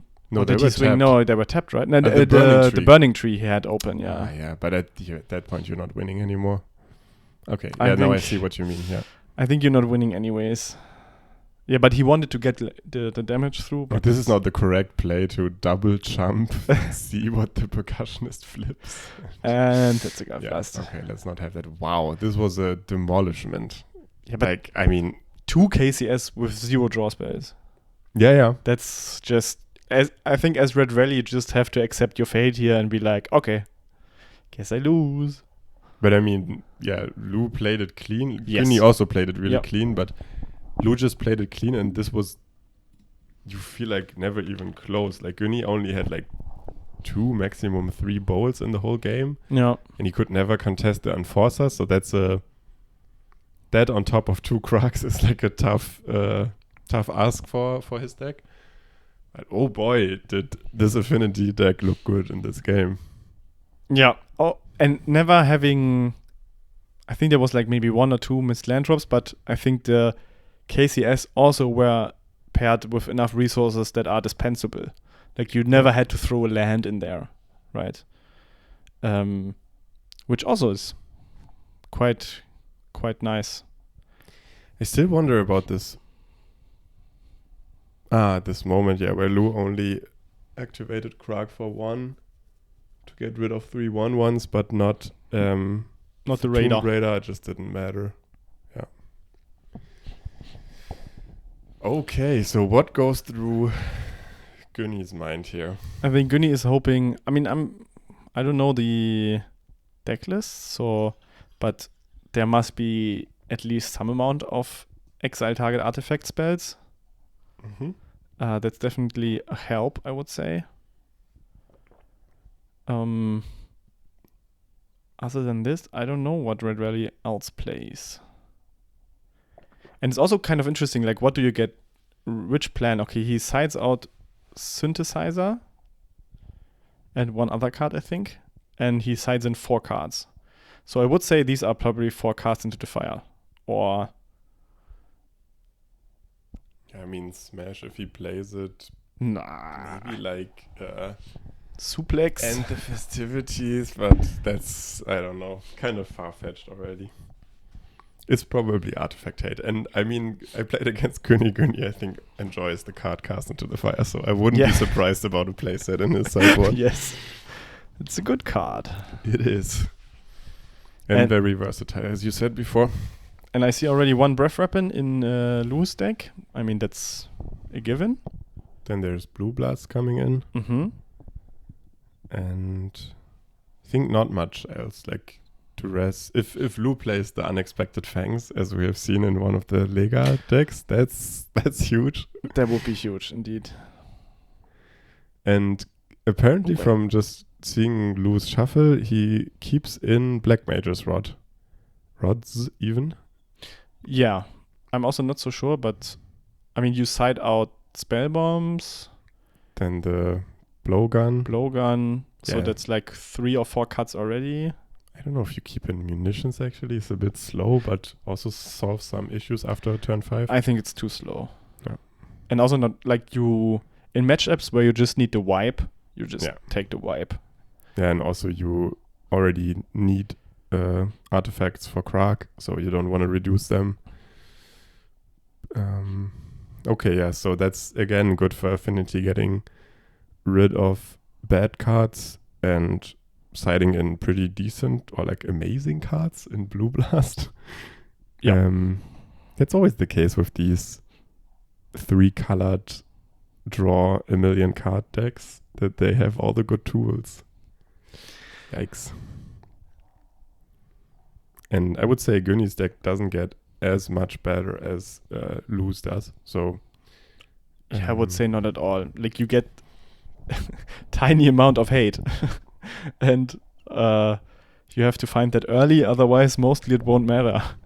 Yeah, I mean the amount Gunny's deck is getting better with getting access to cast into the fire is not as big as the Blue Blast, and getting rid of Synthesizer is not as again, not as big of an upside as getting rid of Spell Bomb. Yeah. Which literally is 2 mana draw 1 in this matchup. Yeah. Okay, and Gunny is mulligan again. Yeah, and Lou keeps 7 apparently. Again. Yikes.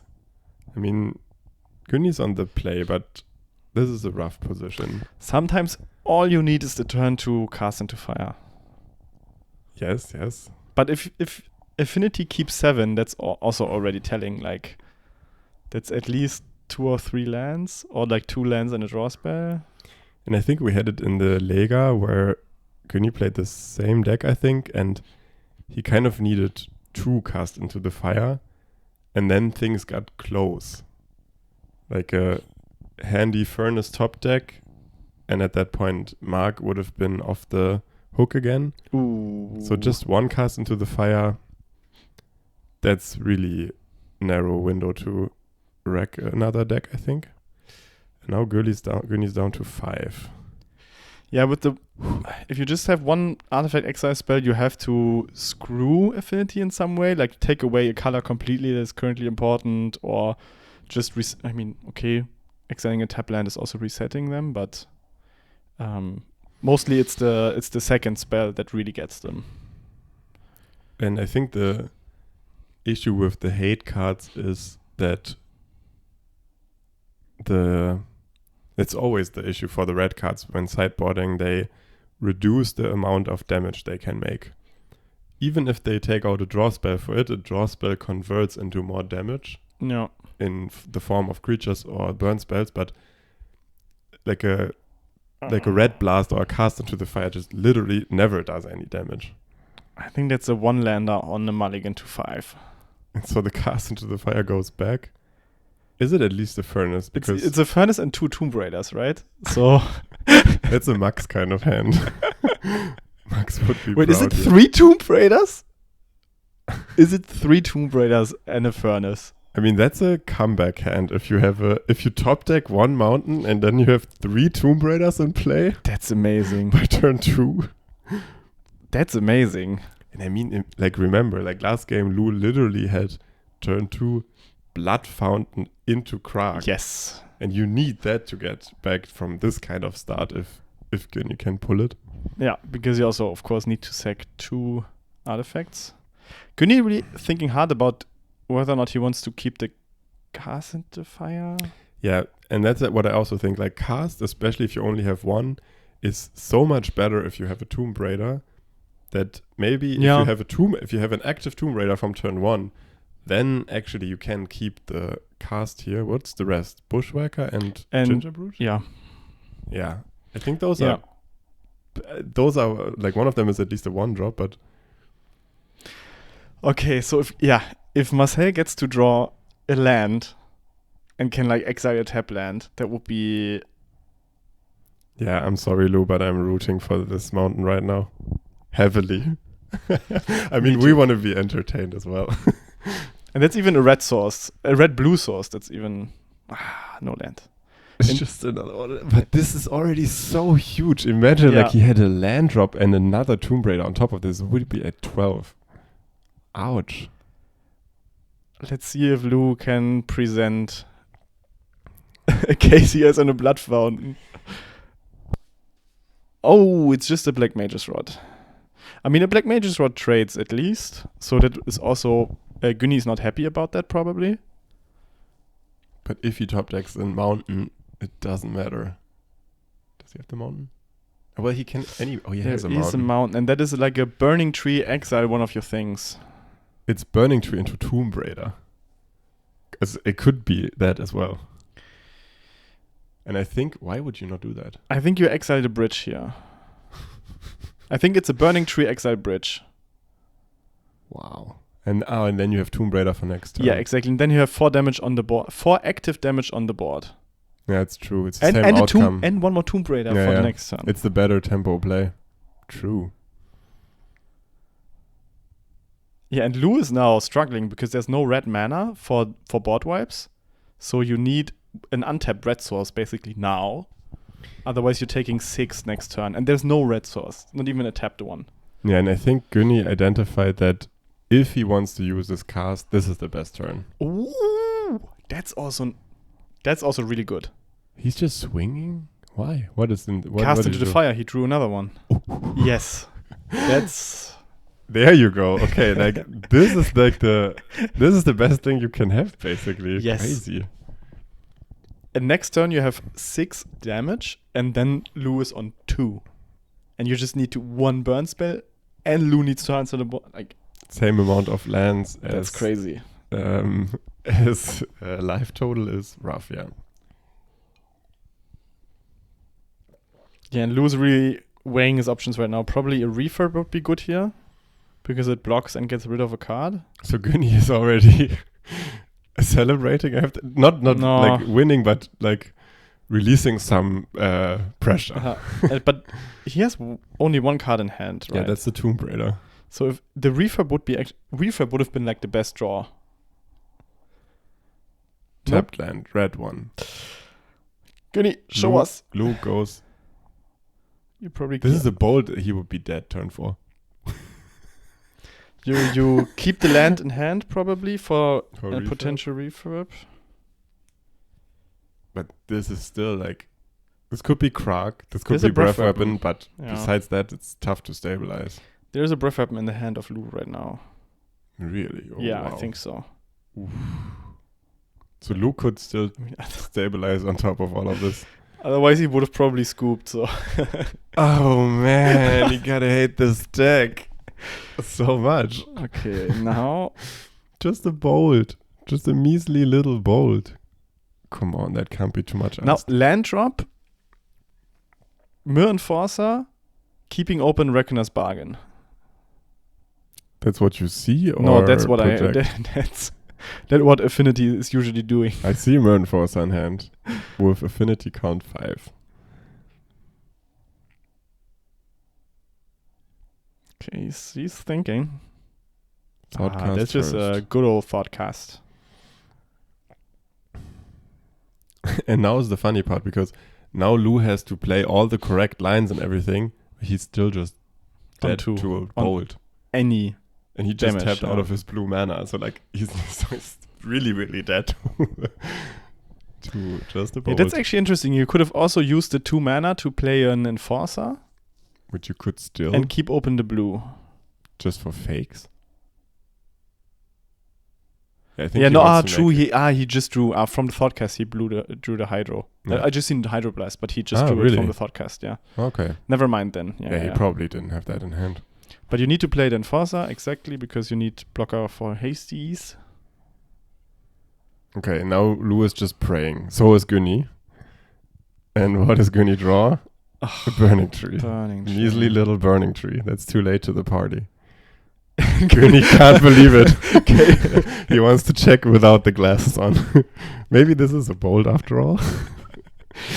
Damn. I mean, 1 burn spell. How Yeah, How or hard just can an that be? impulse, like yeah. anything. Oh no. That would be really sad. But you run out. Wait, is there? Yeah, you run out the burning tree, so you can at least present to attackers next turn, potentially with haste. Probably, because I think keeping it for a potential haste turn maybe is too cute or something. I don't know. Yeah, but that's weird, I think, because if he now top decks Tomb Raider, he doesn't have a lethal attack anymore. Yeah. Assuming that Lu does nothing, of course, and so is with Rally. So Rally and Tomb Raider are there's 8 top decks where you have not lethal anymore. Oh, another land. And but Lu, okay, now Lu is not dead to bolt anymore because he has. Because he has counter magic open. Maybe he wants to bait Lu into attacking with the Enforcer. That makes no sense. No. I think Lu will never attack with that one until he's stabilized enough. I think he will only attack if he has a Reckoner's Bargain open.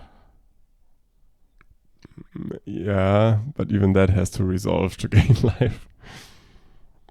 I mean, or if he plays more and more and more Enforcers. Okay, so Weenie kept the land to discard, but now the kind out of winning with combat is severely over, and now you're on the 2-turn clock. So it's basically bolt, impulse, bolt, red blast, and what is it? A Clockwork Percussionist? Or a Bushwhacker. No, it's a Ginger. It's unblockable. It's a 2-turn clock. And it's unblastable. Yes. Go Let's to go. the root. Let's go go to the root. Let's go. Go to the root. Go to Oh one. my god. Oh my. Do you play the... I love this top deck. Please convert. Please convert. I think I would have played the Burning Tree just to block because makes sense. If Lu equips the rod full swings, that's 10 damage. Okay, yeah, then the Gulf Blast, but I think a Gulf Blast he would have used on the...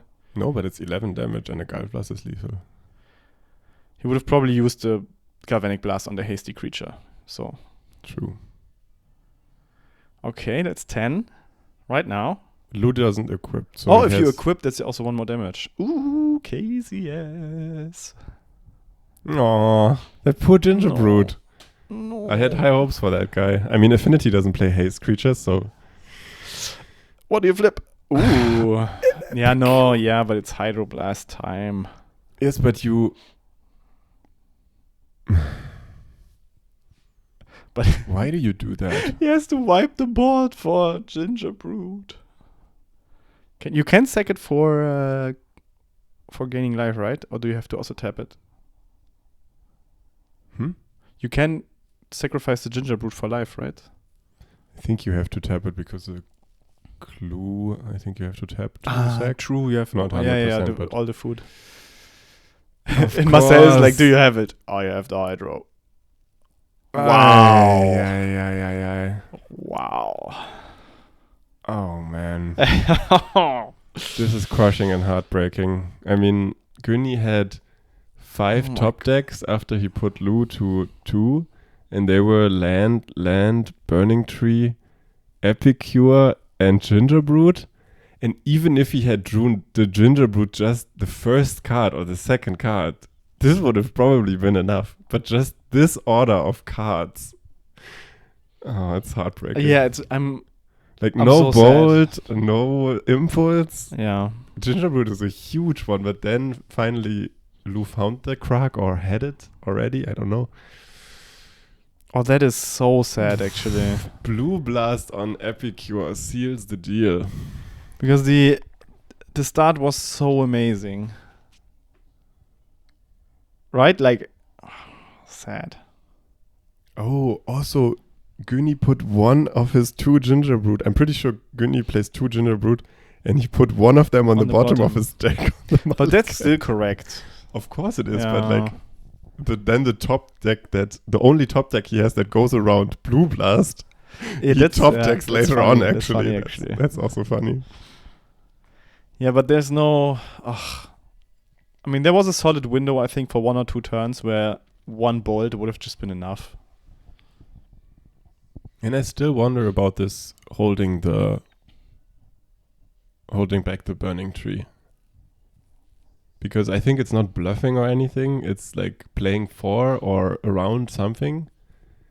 But I see so much more upside in deploying it.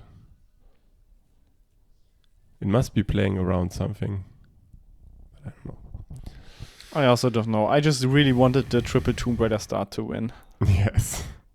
And I mean, it kind of shows again that the PFP, I have no idea how they got to the idea of banning Kudota Rebirth. It's like, you see how broken this is. This is so utterly broken. I don't know, if you put 3 Kudota Rebirth in this hand, it wouldn't even do anything. And here you can kill Affinity turn 4 with a 5 card hand that only has 1 land, by the way. Yeah. And Lou plays 2 Breath Weapon. And Fangs. As everyone should. And the Fangs thing that we did not get to see. Yeah. Damn. Oof. Well, so Rally takes the L.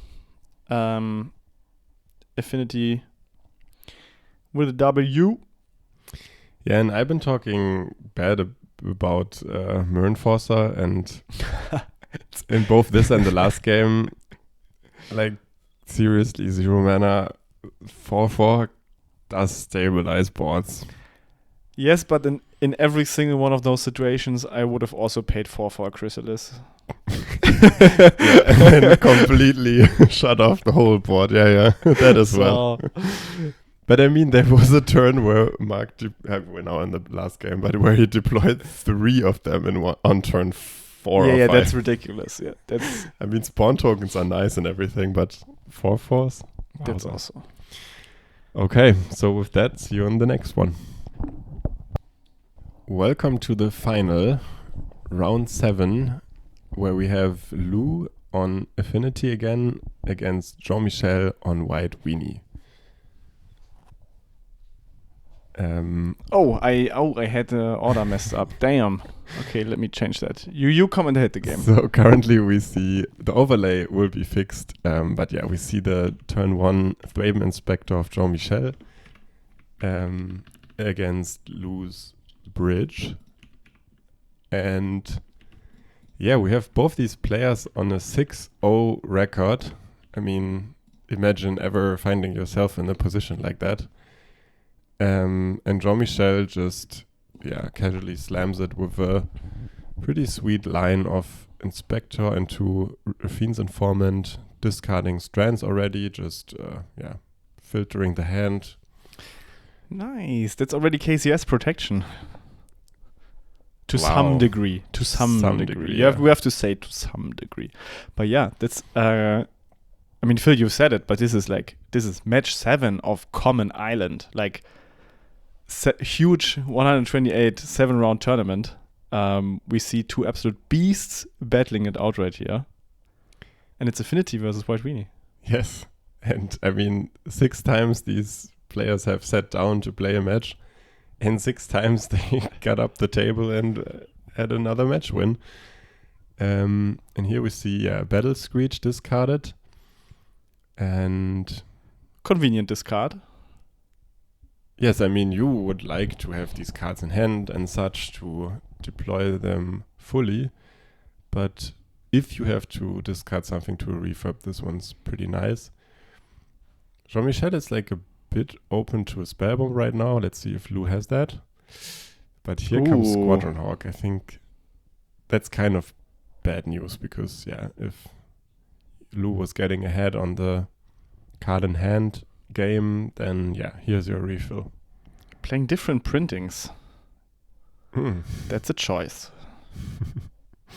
Only getting out 2. I don't know if it's because Jean-Michel has too many cards in hand or because there might be another one in hand right now. But it can't be that he has too many cards in hand, right? There can't ever be too many cards in hand. No, I mean because he had to discard also. But he has very few cards in hand. Yeah, it's only 4. Okay, so deploying a flyer is always very good against Affinity because they only have refurbs and some mysterious blowguns to deal with that. And there's another refurb. Okay. And Jean-Michel keeps Draven in hand over the Hawk. And Lou, with a pretty decent follow-up turn here. Refurb and Thoughtcast, they're all making a lot of mileage when it comes to grinding. Oh, but here's Chocomok. That's quite good. This could animate the Battle Screeches, which, no, it's just attack. Ooh, interesting. I also intuitively thought that you Battle Screech here to get an extra large pump the following turn, right? Mm-hmm. But Jean-Michel decides against it. Instead, maybe is pokering on Lou not being able to play to the board? Maybe this enables the Chocomok attack next turn, but I don't know. Lou drawing more cards here. I mean, refurb, Thoughtcast is baseline disgusting, but let's see what Lou can get out of it in terms of board presence. But that's interesting because Lou, now a Spellbomb still is a good hit. Mm-hmm. Spellbomb still has decent targets, but Lou apparently has a full hand and nothing to do. I guess. Okay. So now you can... Lou does this on upkeep to tap an attacker. Mm-hmm. Because, protecting Chocomok with Strands, it was a given, I think, for both of them. Now Jean-Michel gets to draw a card for turn. And still interesting because, if he had cast a Battle Screech, now he had 2 attacker more. And I'm so curious what is in Lou's hand right now because there's so many cards and no Wellspring, no Black Mage's Rod, no nothing really. So there must be Enforcers and lands or... But Jean-Michel again decides against casting the Battle Screech, just attacking, just keep attacking. So maybe this is his strategy for the matchup to... I don't know, but redeploying flyers is also good. Flyers especially. Yeah, it's really good tempo. Ooh, sacking a land. So maybe only draw spells in the hand of Lou right now. I mean, we've seen this deck come back from bad positions, but here you need to answer the Chocomok and then still deal with these flyers. Enforcer, right? Paying 3 for an Enforcer. Mm-hmm. Nothing in this deck yikes. costs 3 otherwise, so it must be that. This stops the Chocomok from attacking, at least. But, yeah. That's still... okay. Okay, Galvanic Blast for the Chocomok. Okay, so That's really good. But now you kind of have to Battle Screech, right? Attacking for 2 is not better than making 2. No. I think you have to build up a board that is lethal with a pump spell. Okay, so Jean-Michel can still attack for 1. Yeah, make 2 birds, gain 2 life.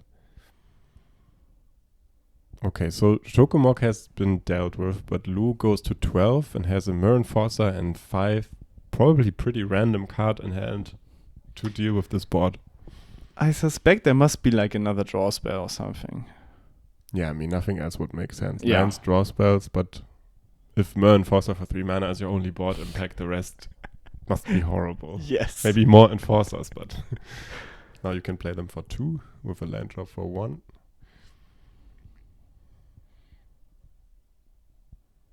And I mean, Affinity is off of playing Swamp again, right? They're back to being greedy. No, I think they're always playing 1. I haven't seen a Swamp from Affinity in ages, I think. I think that's subjective. Black Mage's Rod. Okay, so again, I can only refer to the Lega match because I don't know this matchup otherwise. And there, Black Mage's Rod did forbiddenly incredible things. But on this board, come on, you can't tell me that Affinity can raise this.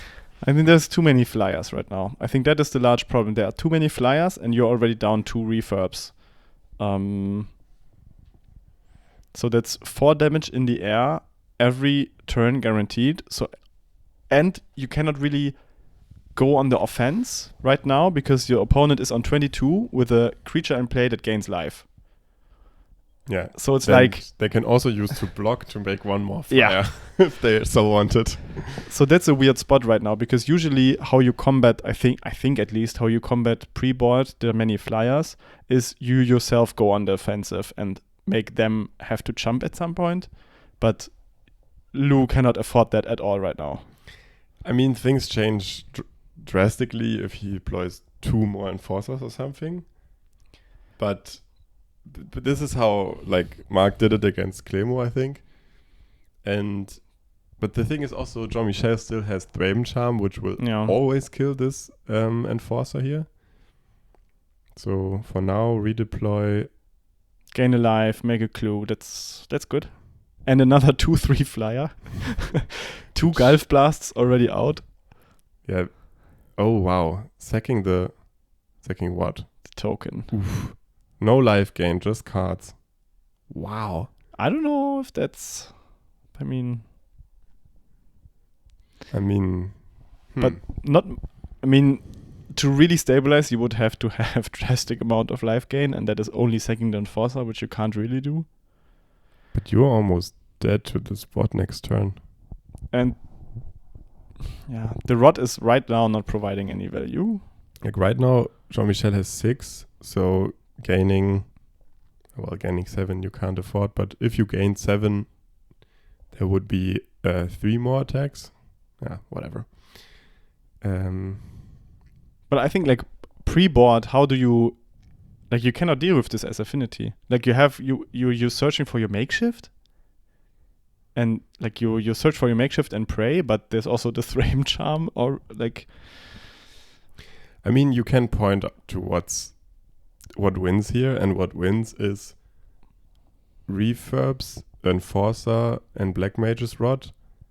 Maybe some Gull Blast and maybe a Munitions, but I think those are optional. But like a really critical mass of tempo by Refurb, Enforcer, and Black Mage's Rod to overthrow the tempo of White Weenies. But if you're at 8 to 24 life with this board state... Ooh, that's good. And Thraben Charm. Yes. And Jean-Michel has kept this from turn 1 in hand. Oh, that is brutal. And that's game.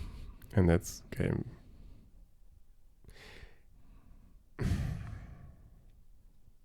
Yeah, but that's why I wonder about this. If you have a Reckoner's Bargain and you have an Enforcer, I mean, you need to find cards, but you also need to gain life here. Right? I mean, of course, the Chocomog has been probably top decked, but yeah, with the 2 life, he would have been still alive if there wasn't any pump spell coming from the but top. with 7 more life, then you have, again, 1 more turn. Yeah. I think Lou was really, really betting on the... on the Toxin. On the Toxin, yeah. But what does it really do? Like, you gain 4, you go to 12, and you're still dead to the 2-turn clock? Yeah. It's a little something at least. But yeah. As I said, I think the only thing that really does something pre-board would have been here. I mean, of course, like Refurb is nice now, but I think Munitions. Like, you needed the Munitions and maybe like 1 Wellspring or something like to get the engine going, but that's a lot to wish for because you're playing only 1. And you know what Jean-Michel did wisely for the whole game? Keep the Thraben Charm open. Yeah, that's true. And that's good against... Yeah, it's not so good against Krark, of course, but besides those 2 turns where the Chocomog was online, Krark would have not done so much in this matchup. I think not at all. I think with the recent lists, playing Squadron Hawk and everything, I think that is such a air-heavy build from White Weenies that the Krark doesn't really do much. I mean, what you can... I think it does almost more on offense. Like once Weenies they puke out these Inspectors, some Raffine's Informants, and Lunark Veteran. And that's all good, but if you want to close the game with, like, let's say 2 Enforcers in play, a Krark can just enable the attack. So then you're really raising against the creatures in the air. But yeah, defensively, I don't know. Of course, does not too much. And it even sucks so much as Affinity losing the first one, because you know that there are so many hate pieces coming in, like potentially detrimental hate pieces. Oh yeah, please talk sideboard, Moritz. Like Dust to Dust, of course, exiling 2 artifacts for 3 mana. That's like one of the cards you never want to see as Affinity, because it will take 2 of your lands. And there's not really too much that Affinity can do for it. Like for all the red and blue matches, they get like some blasts and stuff. And I think usually the Affinity lists play 1 negate. But I mean, seeing from loose boarding against Rally, at least Fangs and Breath Weapon is pretty decent. 2 Breath Weapon, 1 Fangs. You can I don't know, do you even put out the KCS? Nah. No. I think you just can't. Like, really? Yeah. I think I'm always astonished how all these games end on turn 7. But if you grind this for some time, these just inspectors just lying around, this will give way too much value to White Weenie. And if they have Pledge or Chocomog, being able to kill like 3 or 4 2/2s at, let's say, turn 7 or turn 8, this is just way too much value to give up on. So I think you just can't take those out. What actually do you take out? From Affinity, I mean, for these, if you assume they have negate, then that's 4 cards. No, I mean, that's 1 of negate. Yeah, okay, 2 Breath Weapon, but I think Fangs is good. You think Fangs is good? Yeah, I mean, you have potential problems against Thraben Charm if you put this on a Myr Enforcer. But this is like with Fangs, you can create a board state where you win just with the Fangs. Mm-hmm. And otherwise, maybe you just have to create a board state where it wins you enough time or something. I think I would take it in, and taking out I don't know, like probably the matchup is slow enough for Blowgun to be good actually. Munitions is good. Even Spellbomb is good. Yeah. Although it sucks. There's so many weirdly good cards. I would always play like a control game and take out these stupid rods, but apparently they are quite good cards. I mean, they did nothing in the last game, but that's true. Mark showed us how to aggro with them against Weenies. But yeah, I think in a game where you're clearly the control, I'm always tempted to take out Rod, but I think also Lou enjoys the card, so maybe he doesn't. But what else could you take out? Like draw spells? No, right? You're not like, yeah. Everything in the deck is kinda good enough against Weenies, like, or even just straight up good. But the problem is it's only kind of good. That's the issue. Yeah, that's why I would take out KCS maybe, because you deploy enforcers for the ground and rely on your board wipes to solve the rest. But I think you are not that vulnerable to prismatic strands as a lot of other decks are, and then your Spellbomb is really only against Battle Screech, and if White Weenie wants to, they can just play Battle Screech without you ever touching their grave. So I think Spellbomb is really marginal. Okay, I think it's getting rid of the strands is good enough maybe, and it redraws. I'm not sure if they keep it in even. They don't keep in the strands? I mean, the Affinity deck plays, like, the creatures are black, colorless, and red. So in combat, you prevent always like 2 damage. And then if it's only good against Krark and maybe Gallblast, maybe Munition, but and Breath Weapon, no? I think Breath Weapon kills you. You're right. Okay, so I think Breath Weapon is literally the I win card. So I think it's a tax you have to pay. You're right. I forgot about Breath Weapon. There it's a must-have. Yeah. And that's why I think, like, if Lou could be like I just need to resolve a very good breath weapon, and Spellbomb gets me to that, basically. But maybe also that's just incorrect. Maybe 3 lands. I think I don't know. 3 lands?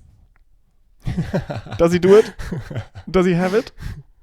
Yeah, I mean, we're discussing all the details, but yeah, if this hits now, if Dust to Dust hits here, that would be insane. But there's only 1 land being tapped, and it's like, okay, so we can spectacular. assume there's no Dust to Dust in hand. Otherwise, this would have been the absolute perfect window. Yeah, that would have been then, I guess, a game almost over. I mean, Squadron Hawk is also nice. Mm-hmm. And again, we already have 3 power flying. Mm-hmm. And that cannot be underestimated. Like, and also spread between creatures. Again, pulling out 2. Does this person only play 3 Squadron Hawks? That would be incredible. No, but for real though. I mean, I can only assume there were always 1 in hand already. Okay, early Mernforcer. That's also good, but doesn't get rid of any flyer. And there's probably no refurb coming up because that would have discounted the Mernforcer. But this is still the board state where, Guileblast. exactly, Guileblast on Skyfisher, and this Mernforcer actually Yeah. stabilizes, and if nothing else happens, then it's actually dominating this board. And I think you say that Affinity is the control, but I think like Affinity has to present damage, has to present like a clock in some sense, and I think such an early Mernforcer is a great way to achieve that. Because there are now only 1/1s swinging into you, so I think you can afford to you could afford to also swing in. Depending on what you have in hand, of course, but I think you kind of have to attack here. I agree. Because you cannot let your opponent sit on 20 and just... Okay, he kept the bombs in. Yeah. If you now want to say, now we see how bad it is. No. No, this is always anecdotal, but no, I'm pretty much convinced. Whatever. No, I'm not making these claims. I don't even play either of these decks. I'm just going to shut my mouth. Because you also would see like a well-timed breath weapon here, would be...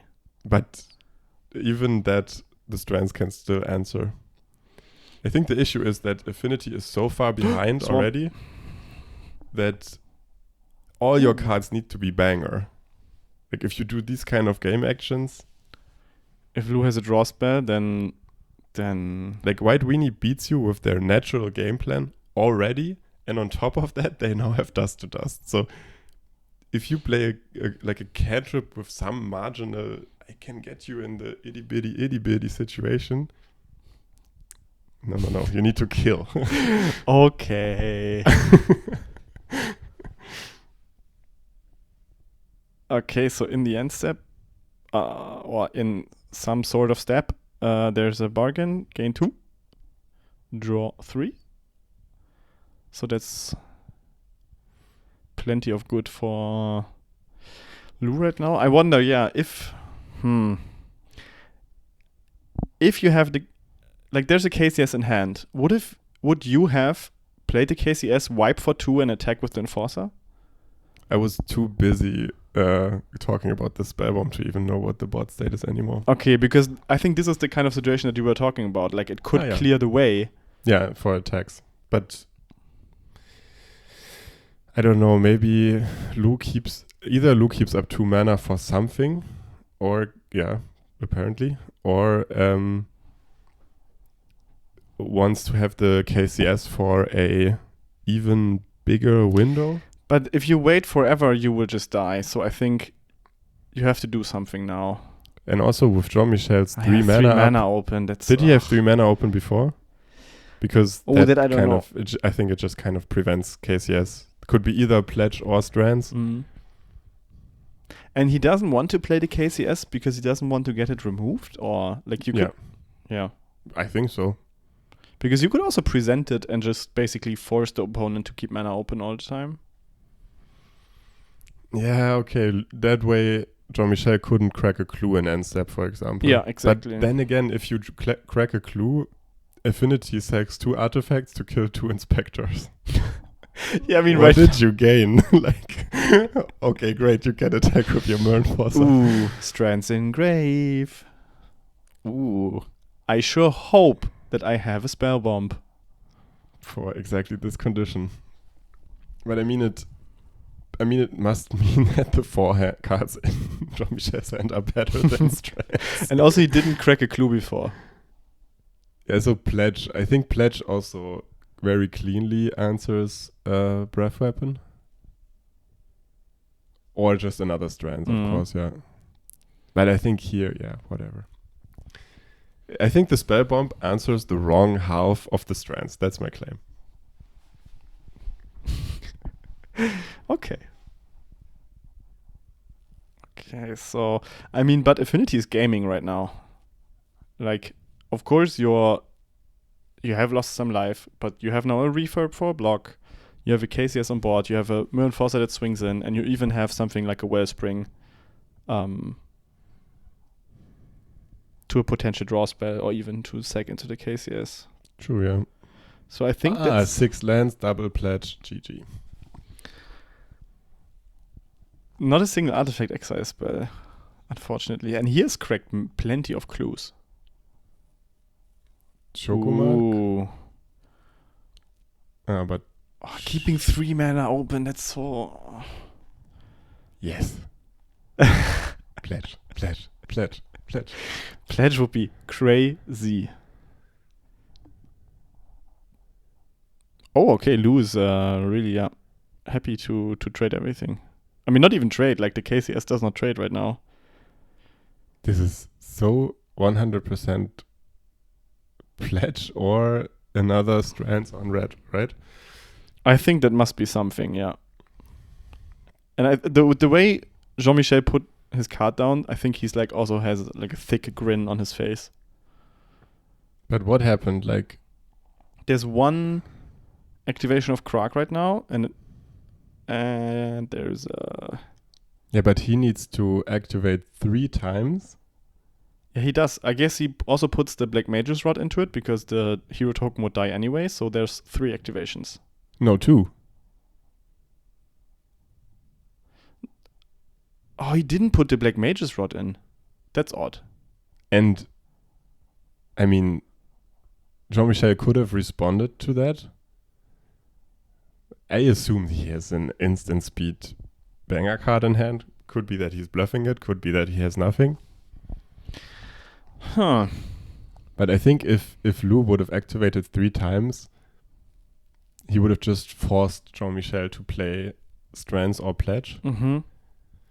Maybe you have to do it anyways, but Jean-Michel has so prominently kept these 3 mana open that I don't know, I'm setting him on having one of these cards. And it would have been, but with KCS you are blown out anyway, because then as white as you let the first one resolve, KCS dies, and then you Strands. So it's like you were pokering anyways that the opponent doesn't have Strands because it would have ruined your game anyways. So then you can also put in 3.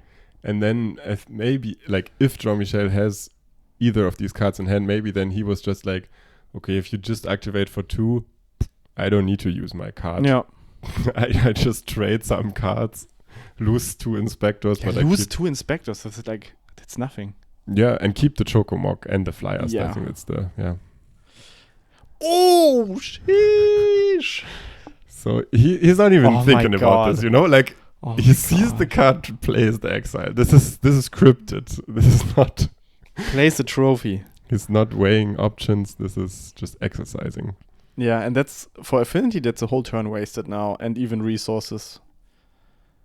And Lou has had 2 mana up for quite some time. Yeah. I suspect that maybe it's a draw spell that, like a bargain or something that maybe holds back for the Enforcer. But I love just this last turn, play the Chocomog into the Krark board. Negate. Oh, yeah, okay. I said, I think also he held back the draw spell for a moment where the Enforcer has to die. But it was on the both creature permanents. Yeah. Yeah, but then now you have three full swings, so that's 2, 4, still your 6. freaking mana up. That's 11 damage. And it just pumps for 1, so it's okay. 10 So damage. now he's not representing these 3 mana anymore, which could mean that he actually never had it. Yeah, I think he probably never. I think maybe he didn't. But that's so ballsy. Play a Chocomok into the Krug. He just sacks 1 more land. It's gone. Yeah. I mean, if this was really what happened, then this was a huge bluff successful. Because I think Lu can afford to lose 1 more land to get rid of this Chocomok. Or even the stupid Black Mage's Rod. Yeah. Yeah, Chocomok dies. So that's not... And I mean, I have the feeling you need the Mark Mojo to convert these Black Mage's Rods in this matchup, because to me it looks so horrible. It's 2 mana, 2/1 that does nothing. Yeah. It gives you the potential, of course, but... It truly does nothing. Okay, so Lu really has to find something here. And by something, I mean... Something. A good breath weapon. He seemed so happy to discard this place. Yes. 1 card in hand. If you have another refurb, that would also be crazy to get rid of the last card, but no. It would be so funny if this was still Pledge or Strands in hand, but probably isn't. Why did Lu not activate this Krug? I don't know. It's just 1 more land to also get rid of Pledge or whatever. Keeping open. Thanks, yes. Oh. And now? Do you charm it? What the fuck? This is just execution of dominance. And keeping open the one thing, does it? Oh, that's... And he never had it. He never had Strands or Pledge. Incredible. But you're incredibly soft to a breath weapon now. Of course. But I mean, I think with the last play, your opponent has probably shown that they don't have it. But he kept back Strands in the grave, which is still very soft to breath. Sorry. Screech. Battle Screech, yeah, but that's still very very soft to breath weapon. Ooh, please draw a breath weapon and give us game 3. Come on. Yeah, true. I want to see more of this. Yes. I'm again rooting against Affinity, but I want to see more of this. This is just huge. And Lu is pulling all his life gain options. Not even life gain, just draw card options. Yeah, it's still breath weapon, but he needs a land. Yeah, now he needs a land, so that's not... It's a Wild Spring. He has a Furnace in hand, so yeah, breath weapon would have done it. No, not like this. And here Lu is just drawing cards for the hell of it. I mean, you gotta go down in style, right? Slamming the Wellspring. No! Would he have survived if he used Toxin on his creature? No, right? Goes up to 5, takes 5. It's close, though. It's close, though. And 2 more draws, and I think that's a breath weapon. But actually, he could have, if it's only about breath weapon, he could have used Toxin in Jean-Michel's turn. Yeah, but I think he... Cracked a clue and still top-decked breath weapon to the same outcome. Right? 1 more card for the white player to be Strands. Yeah, I mean, of course. And if you're dead anyways, then... Yeah, you're dead anyways. Yeah, that's the issue. That was the whole issue. There's a big issue in all this lines. No, okay, wow. Damn, Jean-Michel takes it home with White Weenie winning the... Winning the common island. Yeah, that's crazy. Yes. And I would love to have winners interviews now. Like 2 months back. We're back 2 months recording this. But I still want to have Lu here right now and ask him why he didn't activate 3 times. Very macabre even against Strands. Wow. This is really going all the way. I think Lu would have never bought it out, these spell bombs. Damn. Incredible stuff. Yes. Truly incredible. I don't even know what to say. Like, 1 Dust to Dust was found, and it wasn't even... It was a good Dust to Dust. Really good Dust to Dust. I think it was no, it was a decent one. It just shut the door. I mean, it forced to sack the enforcer. Okay, that's true. At but least it was that was something. Yeah, but like after this, Lu for 2 turns had no non-land permanent in play, and every inch of I can wiggle this way, I can wiggle that way starts with an enforcer or at least a stupid rod. Oh, and even like Lu kept in the a makeshift, and even that would have been like such an awesome draw. Yeah, because it would have been just birds, and I think at this point you would have happily traded a land for a bird. That's sick. So with Jean-Michel never drawing pledge and never really like completely overloading the board. I mean, he drew 10 planes. You have to say that as well. Yeah. So it was kind of thin. Yeah. You're right. There's just a few. There were a lot of cards that I don't know if Lu would have gotten out of this, but to keep the game, to prolong the game. I think Breath Weapon would have won the game probably, because I think with drawing 1 card a turn, Affinity just is better. Yeah. But yeah, better be never having it, and even playing 2. What can you do? Unfortunately, no game 3 for us. Yes, but yeah, some good matches in the books, and I'm really looking forward to the next big events in Leipzig. Like playing them, but also seeing what comes out if we have a camera on the feature match. I think watching these players when they're 5-0 and 6-0, so they have this whole momentum, and then they clash it at each other with their, I don't know, pet decks or meta choice or whatever. And you can see them, you can see their hands shaking, you can see all their precision. Just looking forward. Yeah. There are so many moments that I've deeply enjoyed here, like the just Milan going at it against Mark, like playing almost at double speed. I was like, hey, stop.